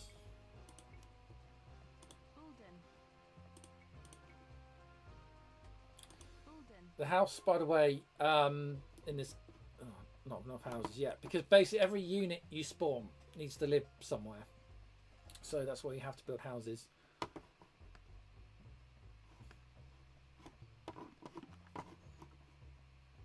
And we've now got some basic military, which we can use for protection.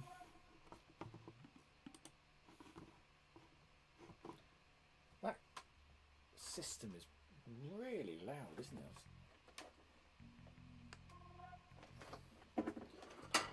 Oops, just not used to discs. Tom is probably building a town up. Thank you. Simon said that, not me. Can I just point that out?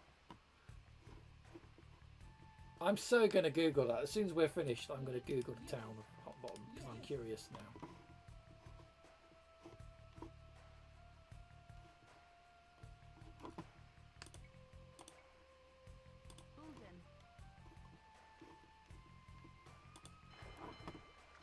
Right, so we can build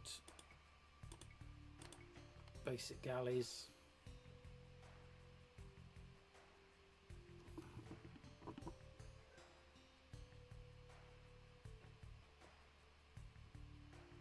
Chickens will be required. You can't have chickens in this game. There's some sheep. I will find some sheep. You can actually have some sheep, and there's deer and things. Okay, so this is the plan. Small navy turn into large navy, and we can protect possibly from invaders.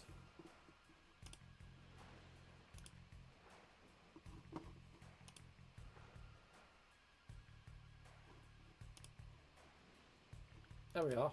That's what I was telling you about.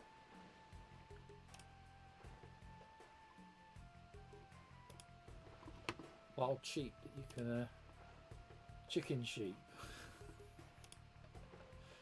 Anyway, and then you can claim them.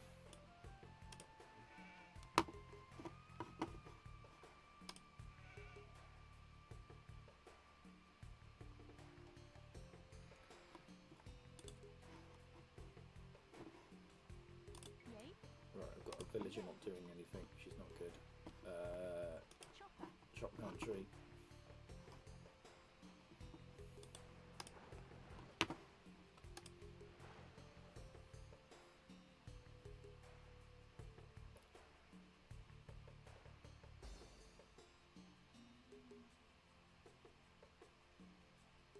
So I'm just reading.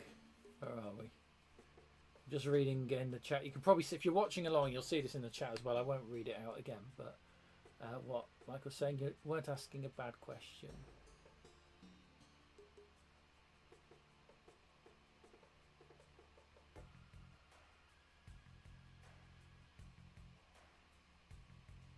Oh, you went to Harrogate. Yeah, my parents are actually based not too far away in Thirsk at the moment. That's why they're up there and I'm here. So my parents actually aren't a million miles away from Harrogate.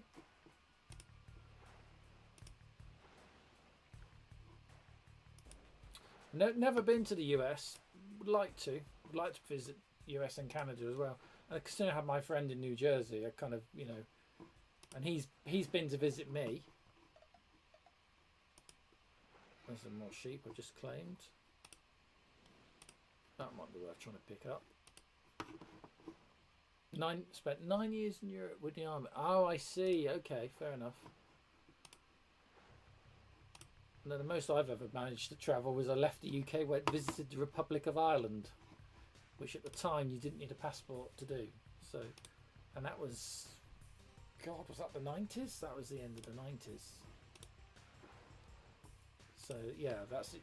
I'm not particularly well travelled, put it that way. Again, it's a mixture of time and money, I'm afraid. But, or I should say lack of. Anyway, right, so we scouted out the island. You see it down here in the map?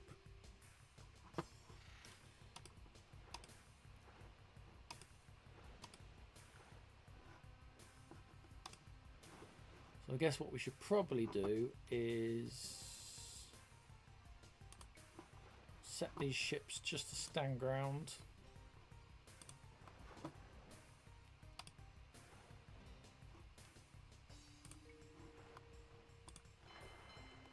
And we'll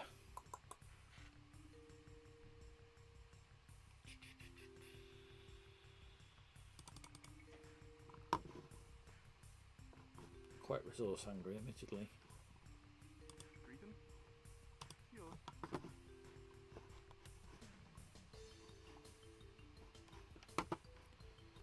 Only snag is we're going to have a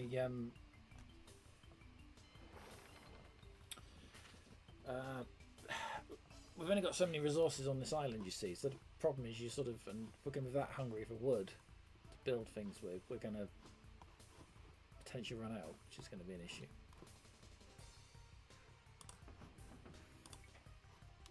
Not enough gold, not enough anything. We're out of gold. Put you on the gold.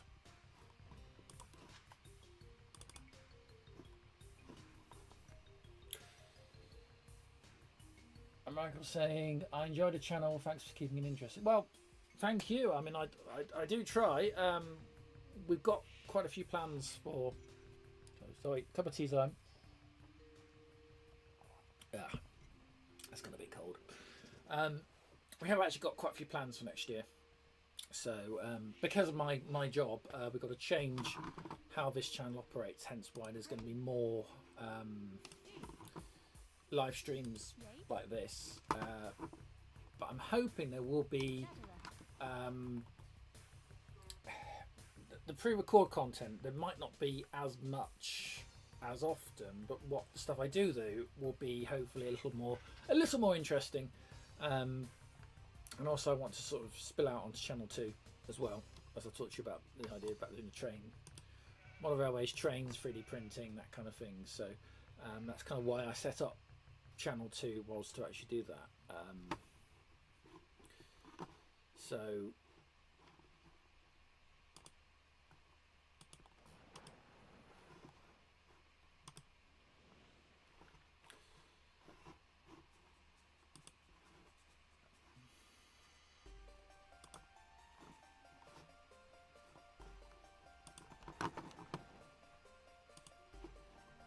just going to basically set some galleys up.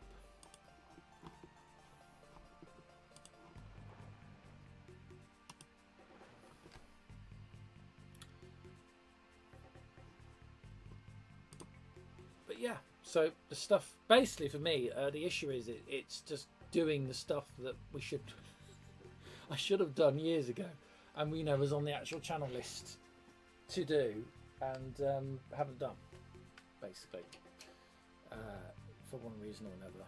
So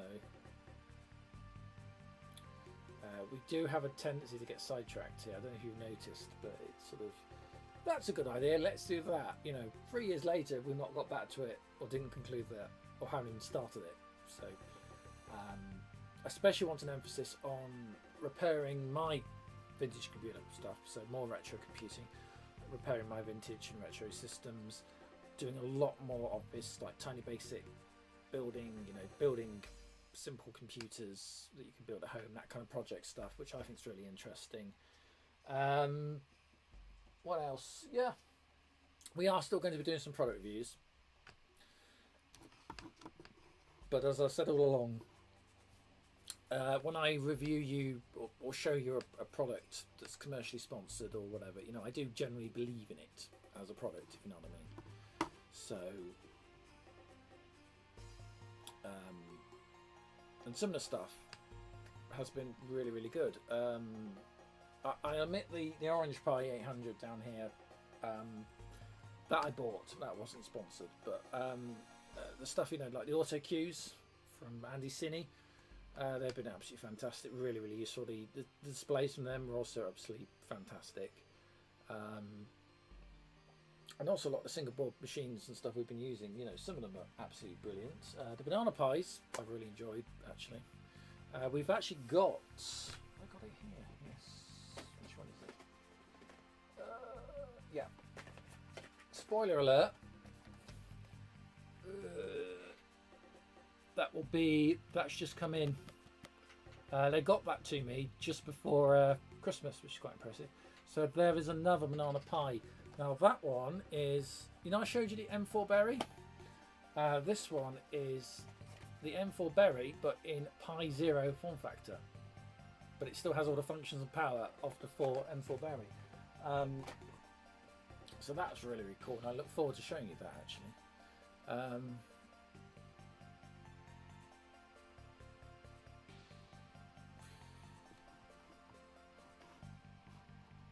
And I think there is a time and a place for some of these boards. So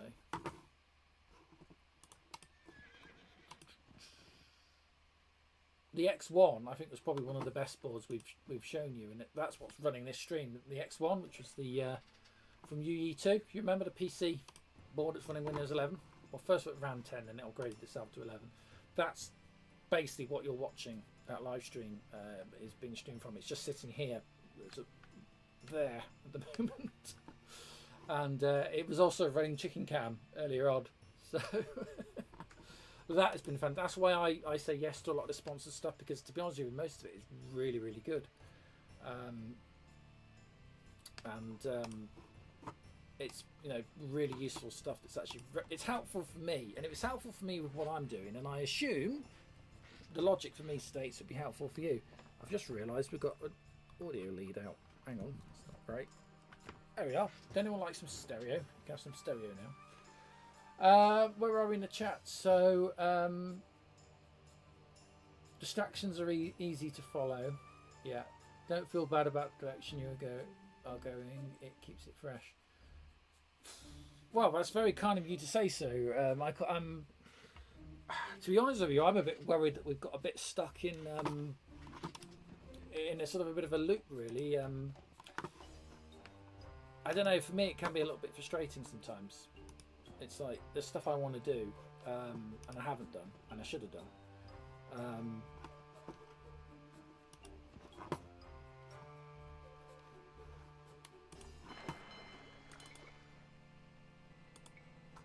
Build some more galleys. But yeah, it's time. I'm just conscious about time, really, and how long it's taking us to get anywhere.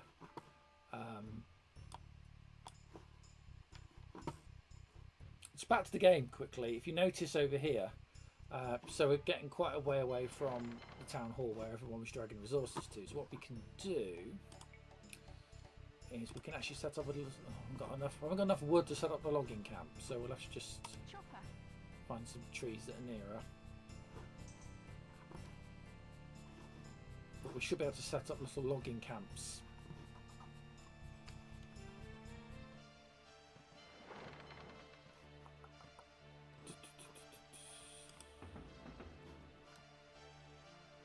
Seriously, I'm going on Google Maps later on. I'm going to check out your town. Because, yeah, that's... I'm not even saying that. I'm generally going to go and have a look.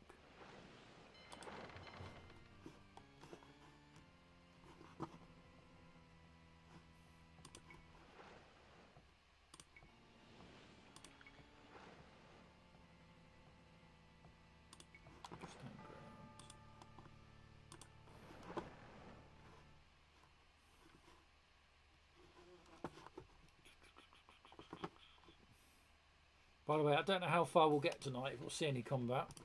Because this game, you sort of spend half of it kind of just setting up.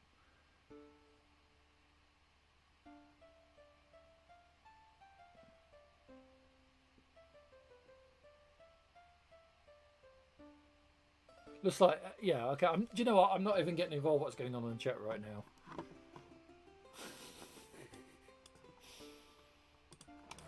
All I know is it's only Simon, so you'll be alright.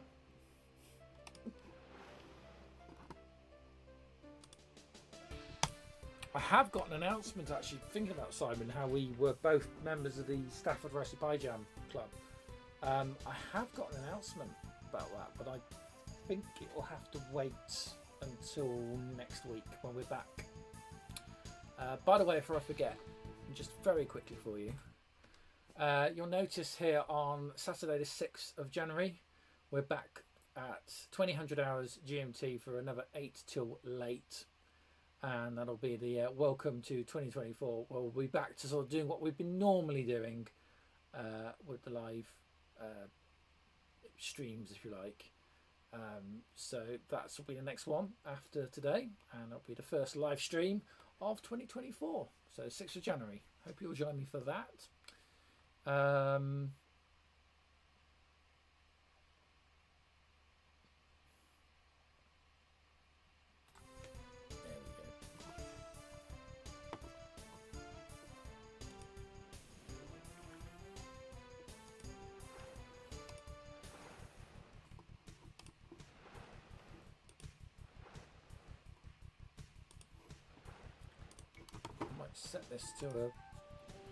Set this galley to a non-aggressive stance, and just see if we can find how the enemy is.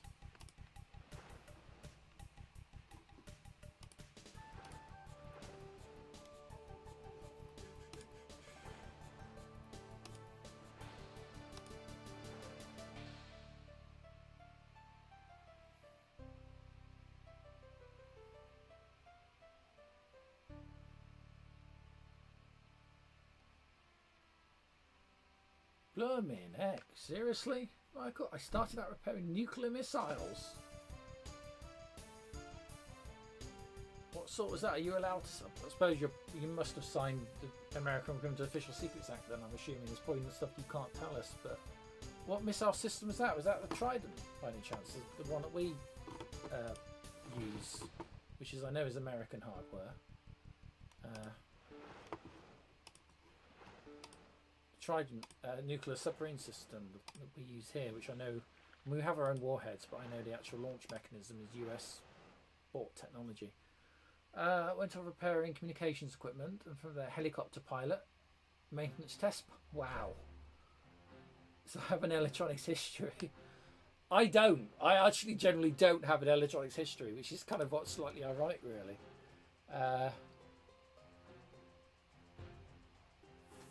No, it was like, oh, okay.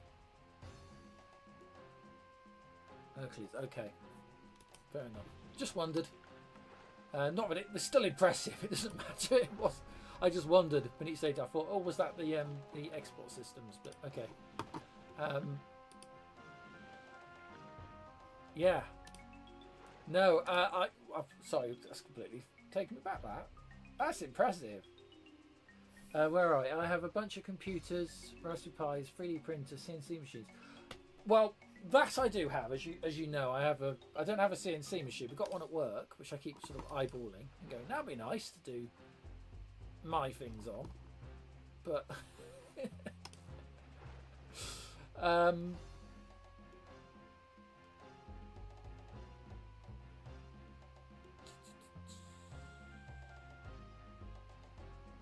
wow.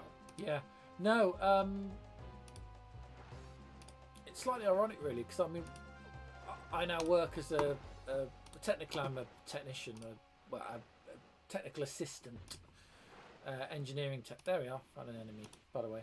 Enemy boat there, which you won't attack. They're just fishing vessels, but so they're around. Probably going the wrong way now. It's probably just an uninhabited island. This.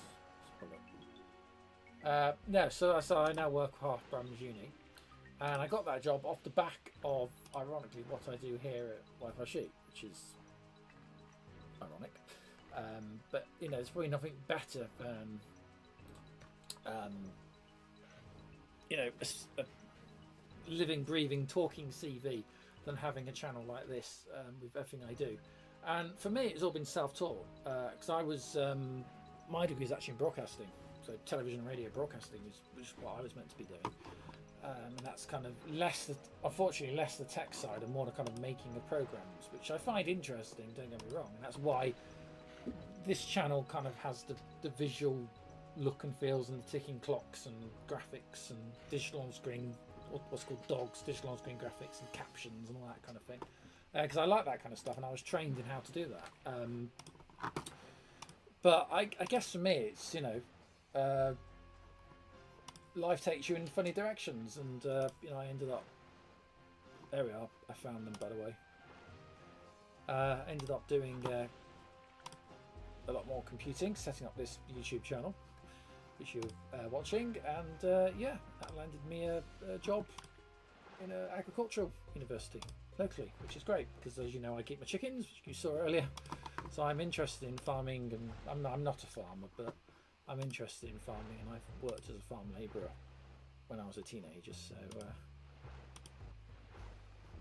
you get the gist. But no, people are always astonished. It's like, you don't have any formal electronics or computing qualifications. I'm like, nope, I don't. But you do all this stuff, and I go, I know. Self-taught. Self-taught.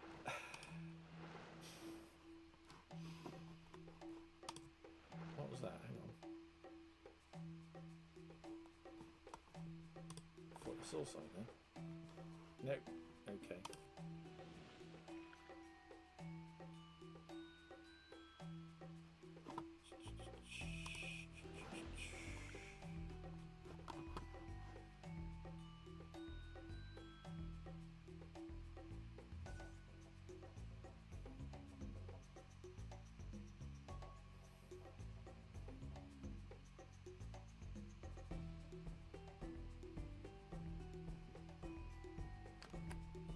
I was just saying what you do is pretty interesting for me.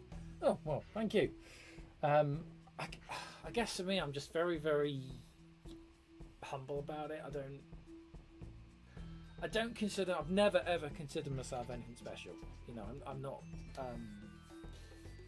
I'll tell you a little story. I've told it before. I'll tell you a little story in a minute. But I'll just. Well, you should look into a CNC. I love mine. Yeah, we've got a couple at work, and everyone struggles with them a little bit. Yeah, it would be interesting, wouldn't it? I mean, to be honest with you, I've got a 3D printer. I've got two actually. That's one of them. Just a flash for something special, and that's been amazing to work with. And you just think, oh god, if I had like a laser cutter and a milling machine, CNC milling machine or something, you'd just be like, wow, we could do this and make that, and it would be, oh, hello. Another enemy vessel.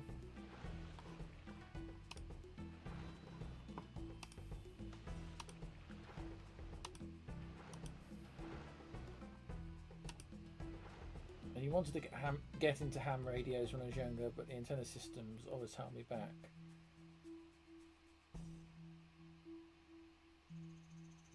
Yeah, well, I mean, for me, I'm not doing an awful lot. I'm licensed. I've never really used it. I'm possibly one of the only licensed ham operators who's never actually been on the air. That's a lie, I have, but I don't. Well, I have some VHF equipment. To be honest with you, I'm more interested in listening on shortwave, and I say listening instead of broadcasting. Sort of what they call DXing, where you try and figure out. Oh.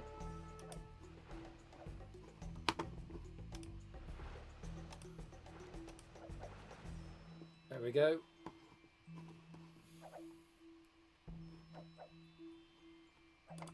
How long is that going to take to destroy? That's going to take a while.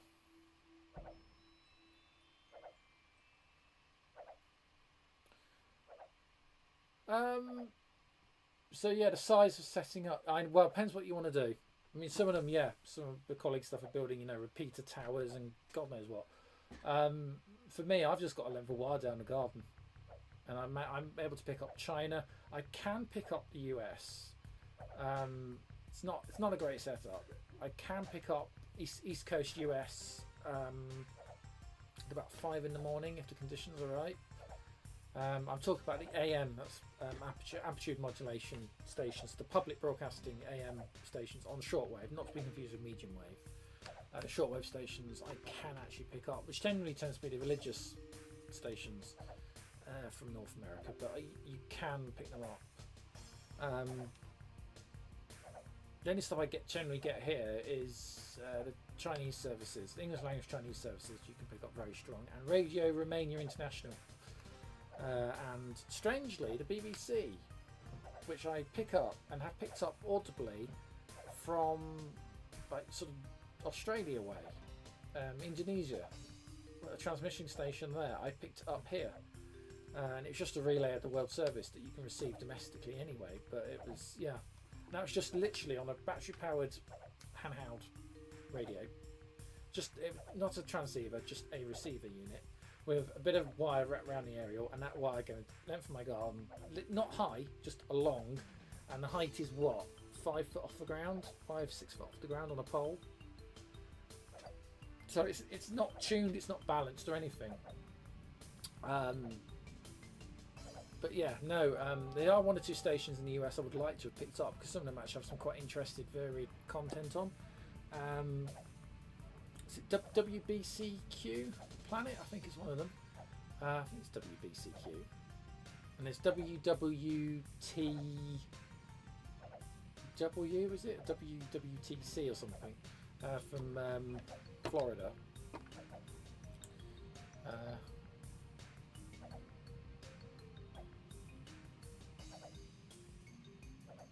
Well, I can go and get it actually if you want. Figure out how to pause this a minute. Have I got time? I've got time. Have a ham radio discussion. There you go. I think that paused it. Right, 1 minute. I was going to go and grab something. I'll be right back.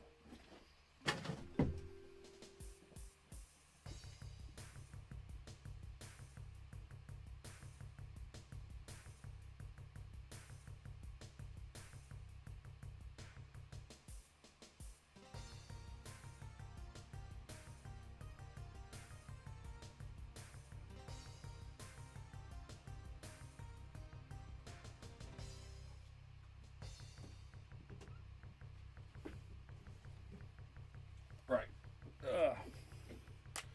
It's all right. I've grabbed it now. I've grabbed it now. Where are we? Just quickly then. Yeah, so it's a bit dusty, unfortunately, because it's been on the shelf. I haven't used it in yeah, there we go. Yeah, so that's what it is. Texan. So it's Chinese made or band radio. So it's FM, VHF FM, medium wave, long wave, and short wave. And basically, all I do is I literally just wrap a bit of wire around that, and that goes out the window, out into the garden, down the garden, and yeah. So that's another topic I was going to do a video on. Actually, I was going to be looking at shortwave, because there is the Wofferton shortwave station, which is on the South Shropshire, just literally on the South Shropshire border from where I am, and yeah, don't worry, we'll get back to the game. Where are we? Wrong button. I wish I'd set this up a bit better. There we go. Right.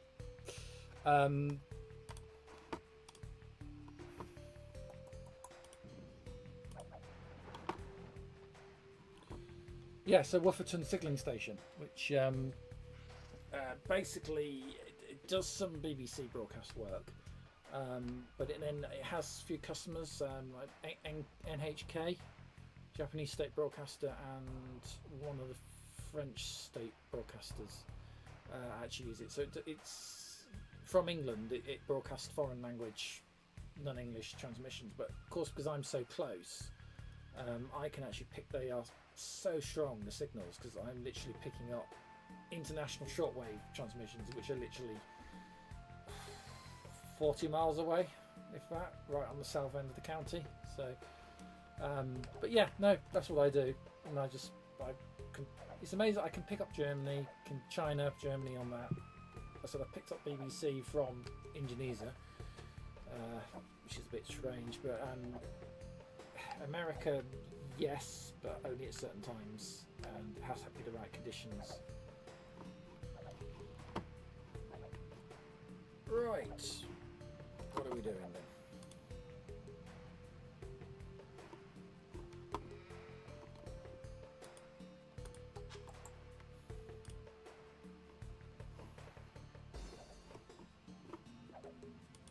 Oh, being attacked in. Oh, God's sake. Someone's returning the favour, and I missed that. Possibly because we were having a more interesting discussion about ham radio.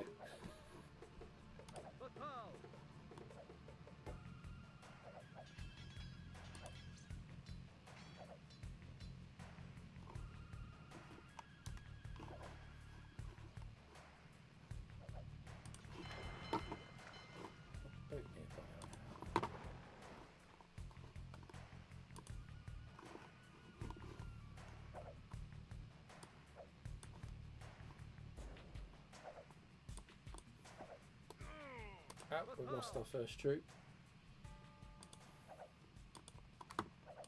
Retreat.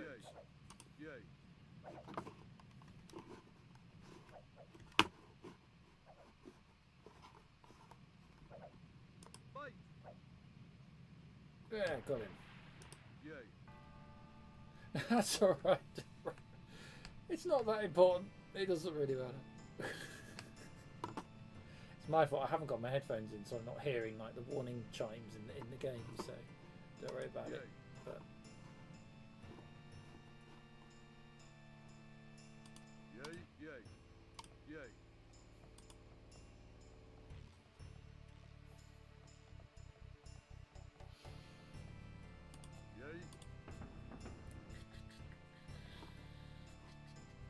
But we're in our last sort of 16 odd minutes before midnight.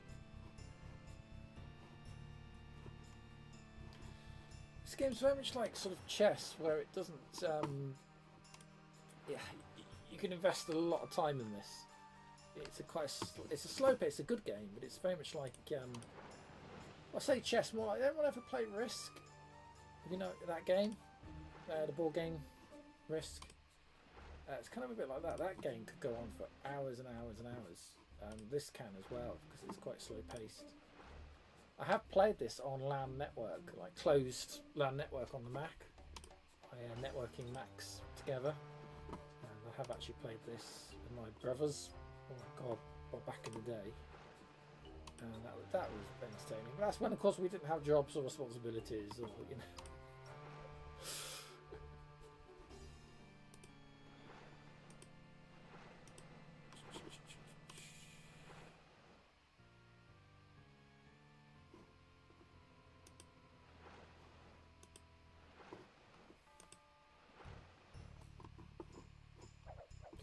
Oh, that's not good. That's really not good. Run away.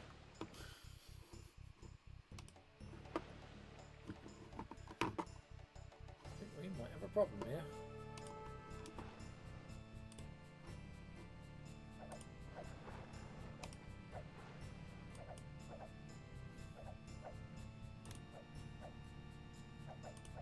I don't think we're gonna. No.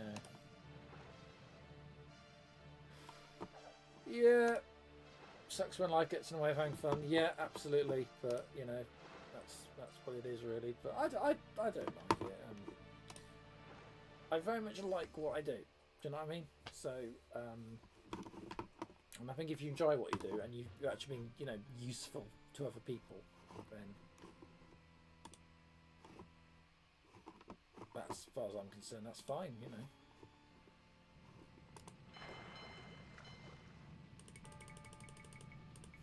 Right, build ships.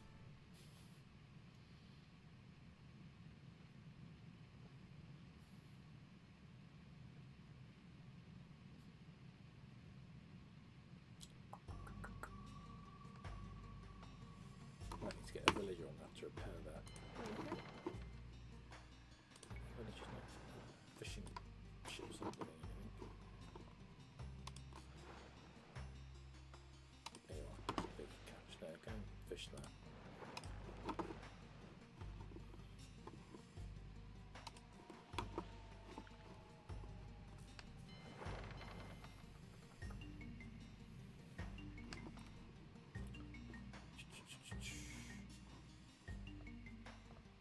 Yay. Grab a spare villager to do a repair job for me. I've always enjoyed these sort of games. I prefer these much more than the sort of live action shoot 'em up type things. Excuse me a minute, I'm running over my in-game controller. Oh, there we go. Someone probably cable controllers. There we are, that's better. Yes, I've always enjoyed these sort of games. I think when I found a PlayStation version, you know, oh, I've run out of houses. Can you believe it? Yay. When I found a PlayStation version Bulden. in a thrift store or charity shop Bulden. for like £1.50.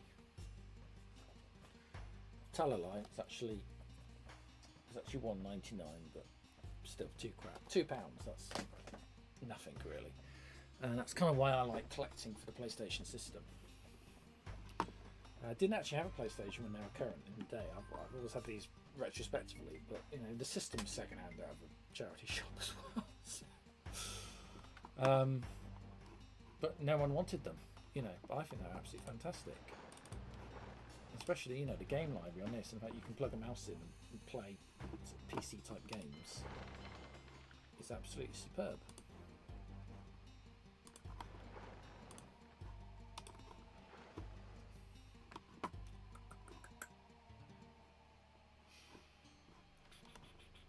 Ready.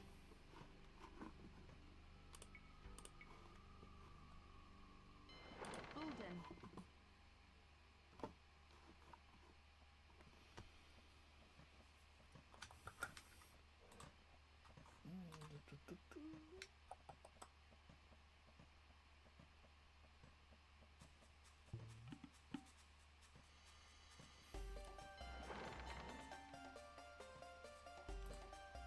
Just excuse me, I look at multiple screens at once, but yeah. Oh god, we're nearly down to the last 10 minutes. 10 minutes of the year. What's what I was saying? Pretty cool. I started that with a Commodore 64. My first computer programming college course was in Fortran on the IBM mainframe. Fortran, yeah.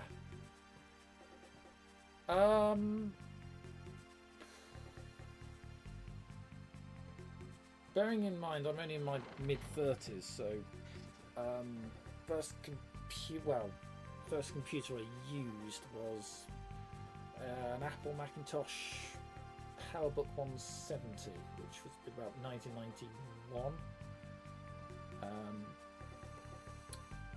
So I've been like 4 years old or something. That was Dad's portable work machine. So that, yeah, the first computer I ever used was Macintosh, which for the UK is rare because the Macs and Apple products weren't known here at that time. So that was extremely unusual. Then when obviously I started school a year later, they had a British Acorn BBC Micros, which were 6502 based 8-bit machines, dating from 81. You know, it dates you retired from the RV in 2002 after 20 years. Yeah, 2002 I wasn't even 18. I was 15, 16.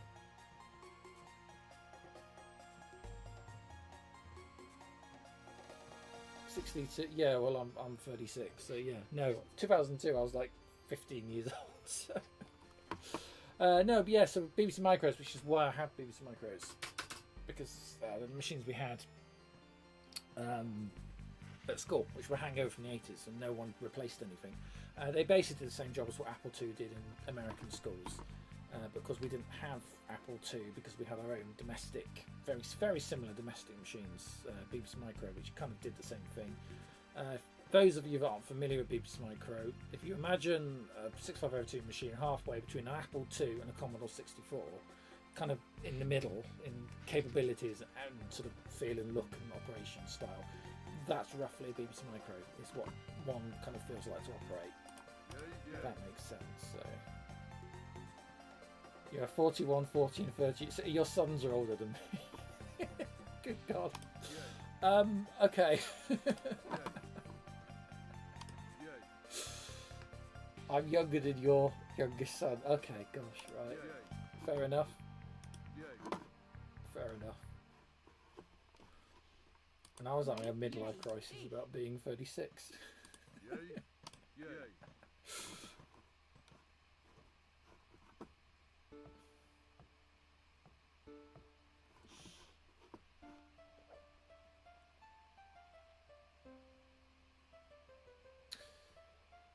Yes, well, it's nostalgia. It's what I grew up with at school, because underfunded county, underfunded education system, didn't upgrade anything. So, I mean, those 8-bits were still in service in 2002, 2003. And you've got to think about 2001, Windows XP came out, right? The same year, we still had 8-bits in the schools. Now, I left school year did I leave school? 2000. I actually left in 2000, but officially I should have left 2003. But that's another story. And I can definitely say for sure that come 2002, 2003, those BBC Micros, those 1981 8-bits, were still in the classrooms. I think they were just about retired at that point, but yeah. So when I use this stuff, I generally did use it in anger, if you know what I mean.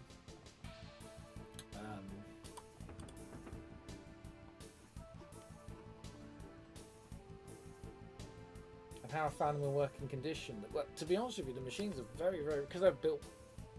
They were government standard contract for the British classrooms, really. So it was a government issued computer for classrooms and industry for the UK. Yes, I was a very angry programmer. But basically, they were built like a bomb-proof, and that's why they lasted so long, really. And when they do break down, it's kind of minor faults. It's the same kind of stuff. A lot of the chips inside the RAM and the CPU actually shared the common components with the Apple II. Cinetec RAM, Cinetec 6502 licensed clone processor. It's the same stuff you find on Apple II. Now the Apple II, that is not a common machine over here. A few were around, but I'm just looking at the time, make sure we've got enough time to talk about this. The problem with the Apple II was the colour system. It used a fault in the, you probably already know this, but it used a fault in the NTSC television standard to generate colour. The Apple II is technically a black and white machine, and it put black and white lines together in certain orders, and that created colours, basically, because of the way that the signal was intercepted on NTSC, which was the American colour standard. The problem with that was that it doesn't work on PAL, which is our European system, phase alternating line. So the Apple IIs originally were only black and white. They couldn't generate colour if you put them on the UK system. So they had to create the Apple II Euro Plus, which had a colour interpreter card that could actually separately generate the colours needed to emulate what you'd get on a stock Apple II from North America. So yeah, anyway, there's a bit of trivia for you, which is why, again, why Apple II wasn't hugely successful here, and it didn't have the school contracts because we had our own machines.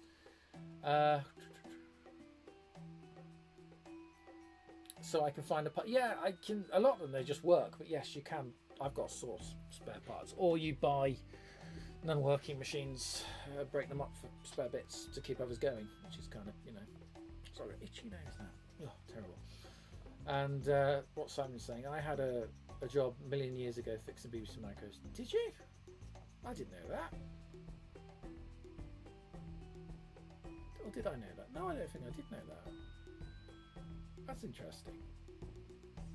No, I've learnt to fix them. So I'm like, well, if I want to run these machines and maintain that thing that I remember, you need to be able to mend them, because no one else is going to fix them for you. So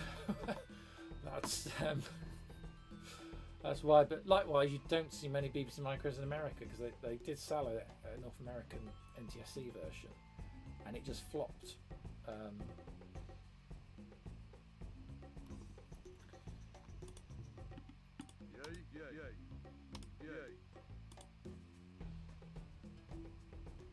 Oh yeah, they do cannibalise.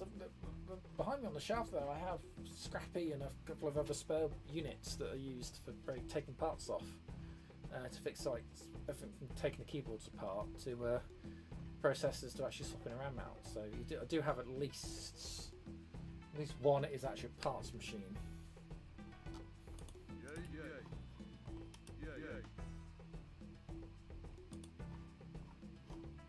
Got too many, to be honest with you. Don't really need 8 BBC Micros, but I do still take them out to shows, but it just hasn't been that many shows to take them out to. Right, I've got to admit, the pace of this game is very slow on here. Usually on the PC we've been running battles by now, but it all seems to be rather quiet.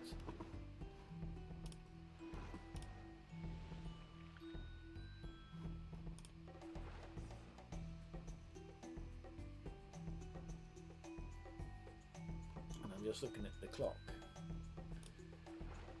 I think we are actually literally minutes away from. We are minutes away. So I might just pause this again a moment.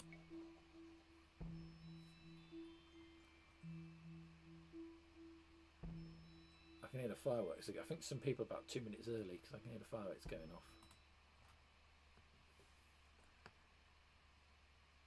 So here we go then. This is the final minute. Final minute of 2023 here in the UK.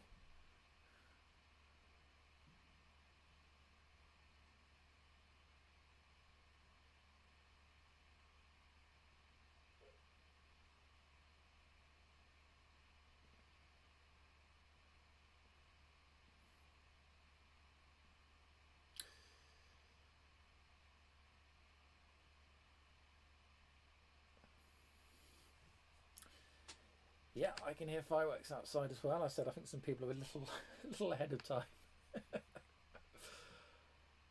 Well, there we go. The final 30 seconds of 2023, and you're with me here on Wi-Fi Sheep to enjoy it. Unless, of course, you're happen to be North America. In that case, you've got a good few hours yet. But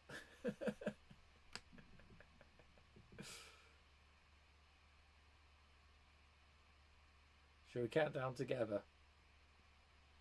10, 9, 8, 7, 6, 5, 4, 3, 2, 1. Happy New Year.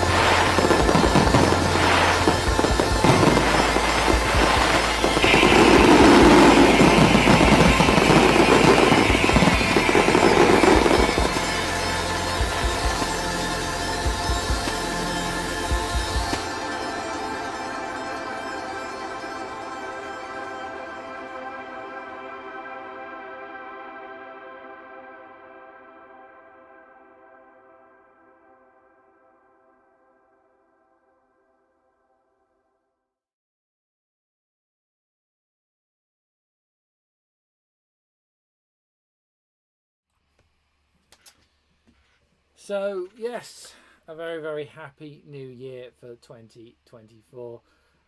Do wish you all the very best, obviously, and we'll see what happens this year. For me, personally, this year is going to be extremely interesting. There's lots of things happening, and I know for my Patreon and YouTube channel member backers, you already know a little bit about what's going on behind the scenes because we did an hour pre-show.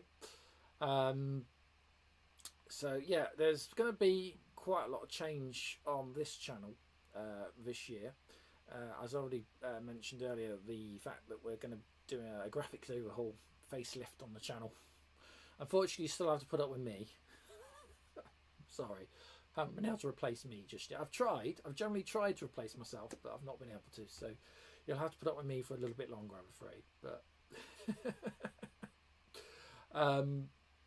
no, we're going to switch from 720p to a full 1080p HD finally, and we're going to have a new graphics, new logos, new visuals. So this will be hopefully the last time we need to use the Christmas New Year graphics set, which we've had for a few years. We've been using.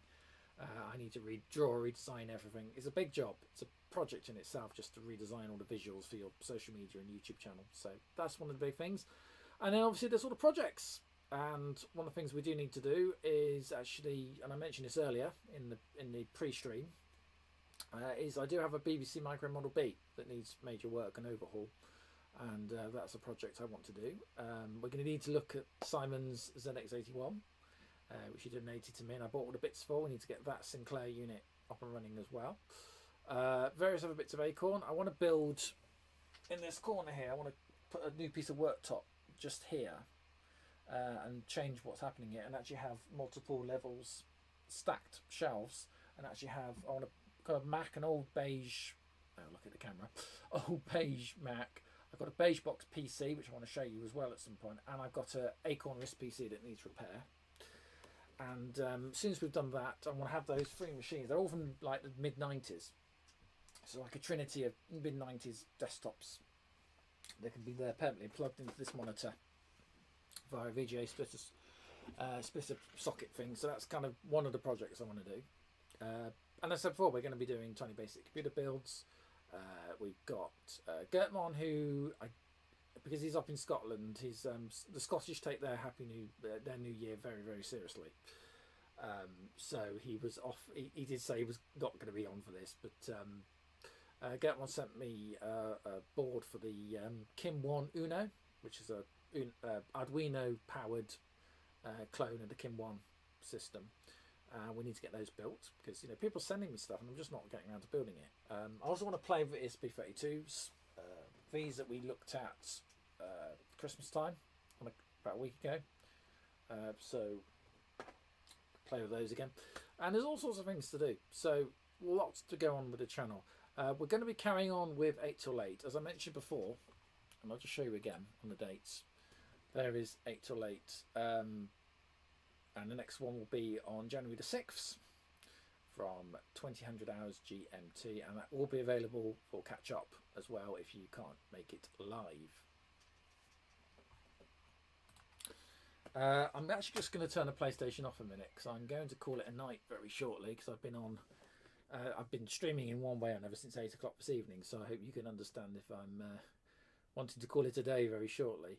I'll just leave you with a little, well, I'll say story, little anecdote that I was going to tell you earlier on, and I said I'll tell you the story, and then we got distracted. So basically, it was about me saying how humble I feel when I do this. I don't feel like I'm anything particularly special or important, and I'm not, and I shouldn't be treated as such, and I very stress about that. For me, and I've said this before, and I'll say it again. For me, this channel is about sharing with you all as fellow enthusiasts, and that's I see you all as fellow electronic computing enthusiasts. So equals to me, and I must stress that. It's about me sharing that hobby and an interest, and if I find out things I can do and what can share with you, like tiny basic computers, like right, we can do tiny basic computers, and and I do try and make sure I can give as much away as I can. Some stuff I do have to paywall because it costs me, or I do need to make something back off what I do. But I'm not trying to sort of profiteer off people. Anyway, the point I was going to make is there was one time I was doing the Cambridge Retro Computer Show. And this would have been before COVID. It's sort of been about 3-4 years ago now. And, I like exhibiting at these shows, and I like talking to people, and people come to meet me, and they know me as Tom from Wi-Fi Sheep, and wow, come and talk to Tom sort of thing. Which is fine. I'm absolutely happy to do that, and happy to meet and greet with you and talk with you and everything else. And I had this chap and his son came up to me, and they seemed this was a few years ago, so the channel wasn't as. I mean, this isn't a big channel, but I didn't have the numbers of subscribers or viewers that I have now. And he came up to me, and great to meet you and everything, which is normal, which is fine, and no problem with that. Anyway, so we have a conversation, and they seemed, it wasn't a huge conversation, but it seemed quite happy. And then he said at the end, he went, wow, that's amazing. Thank you so much for that. You're the first celebrity we've ever met. I was like, oh gosh. I was a bit like, well, I'm not a celebrity. No, I'm really not. And I was just like, wow, okay. And that's always stuck with me actually, but I'm just like, no, I'm not. I'm kind of embarrassed about that now actually, but yeah. So, but I know I like meeting people. I like doing the shows. I didn't do the Cambridge show this year because one, it got a little oversubscribed, and two, because of my job, starting my job and working, I was busy, put it that way, and I thought it's not going to work this year, or now last year. So I am hoping that maybe they are talking about doing a spring show at the Centre for Computer History in Cambridge, so I might try and do that one, or I'll see if I can get into next year's, or this year's Retro Computer Festival when it happens, and I hope to do 1 or 2 events. this year, and maybe some events that some people will actually attend, unlike the Risk Midland show, which was a disaster because no one came. A nice show though, to talk to the other exhibitors and colleagues and friends, but no, it was a bit of a flop, that one, so we won't be repeating that. Right, well, I think I will probably going to call it a night, in all honesty. So thank you so much for all of you that have stuck with me for this evening. Before I go, just a reminder, if you want to help support the channel and help support me, which could be kind of crucial for this year, especially with some of the things that might be happening, and it's always very much appreciated, you can join these people who are members, and they're brilliant people, and they continue to support me either on Patreon or on YouTube channel members. For Patreon, the address is very simple. It's patreon.com/Wi-Fi Sheep, and you can find the details and links are in the description to this video. Alternatively, there they are, YouTube channel members. I've mentioned it already.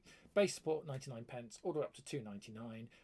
That's British pound sterling, but that will be transferred into your local currency. If it can't be transferred to your local currency, it'll be transferred into US dollars. Of course, if that is your local currency, then that's convenient. Right, so yeah, so obviously support would be greatly, greatly appreciated, and thank you once again for everyone who does continue to support me here on the channel. The time is just coming up to 10 minutes past midnight on the 1st of January 2024. Once again, thank you so much for everybody who has been here and supported me and joined me this evening here on Wi-Fi Sheep. We're back in a week's time on Saturday, the 6th of January, for another edition of 8 till Late from 2000 hours GMT. I hope you can join me from that. But until then, thank you so much for your company, and may I wish you a peaceful and happy good night. Good night.